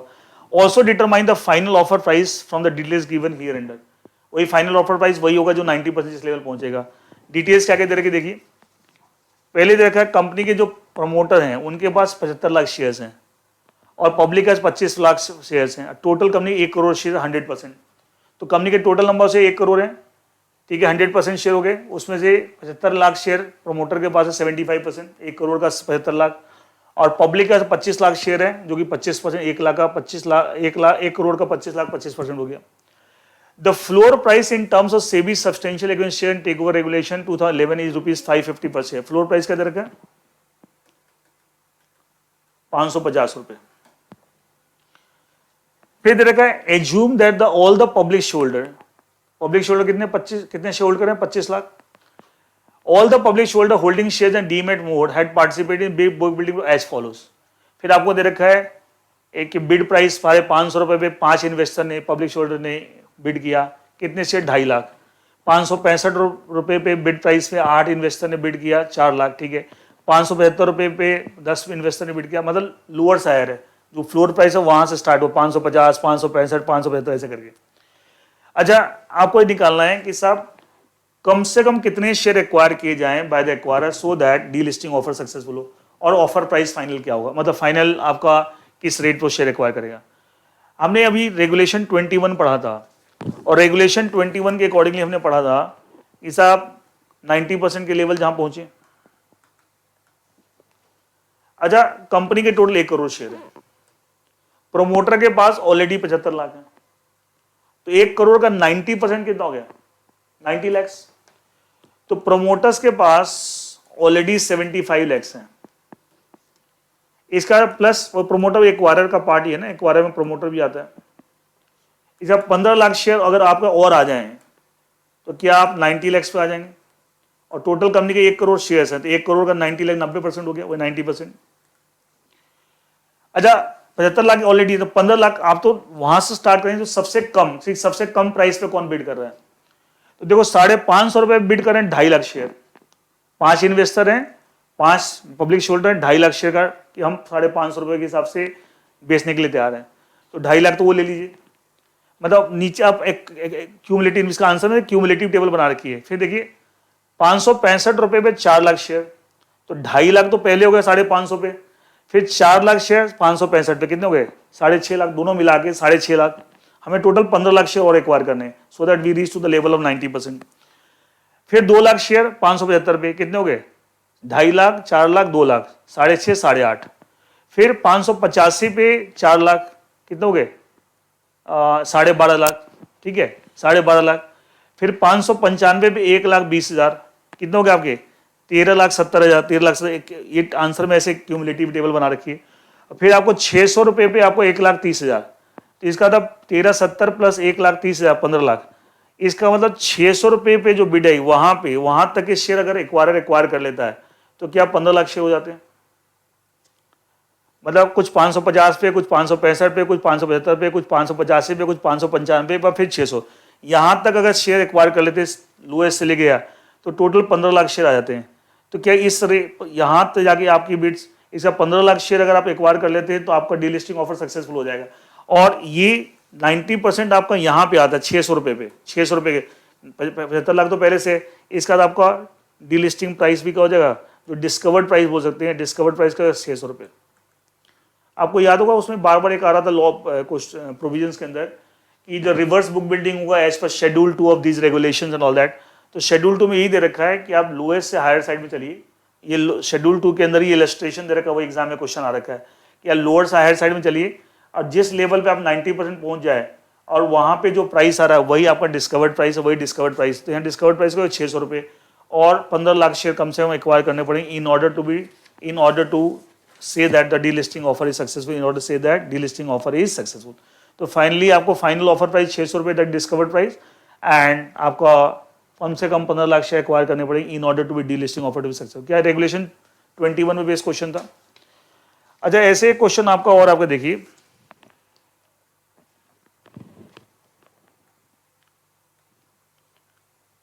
Question number 2A, December 2018 exam.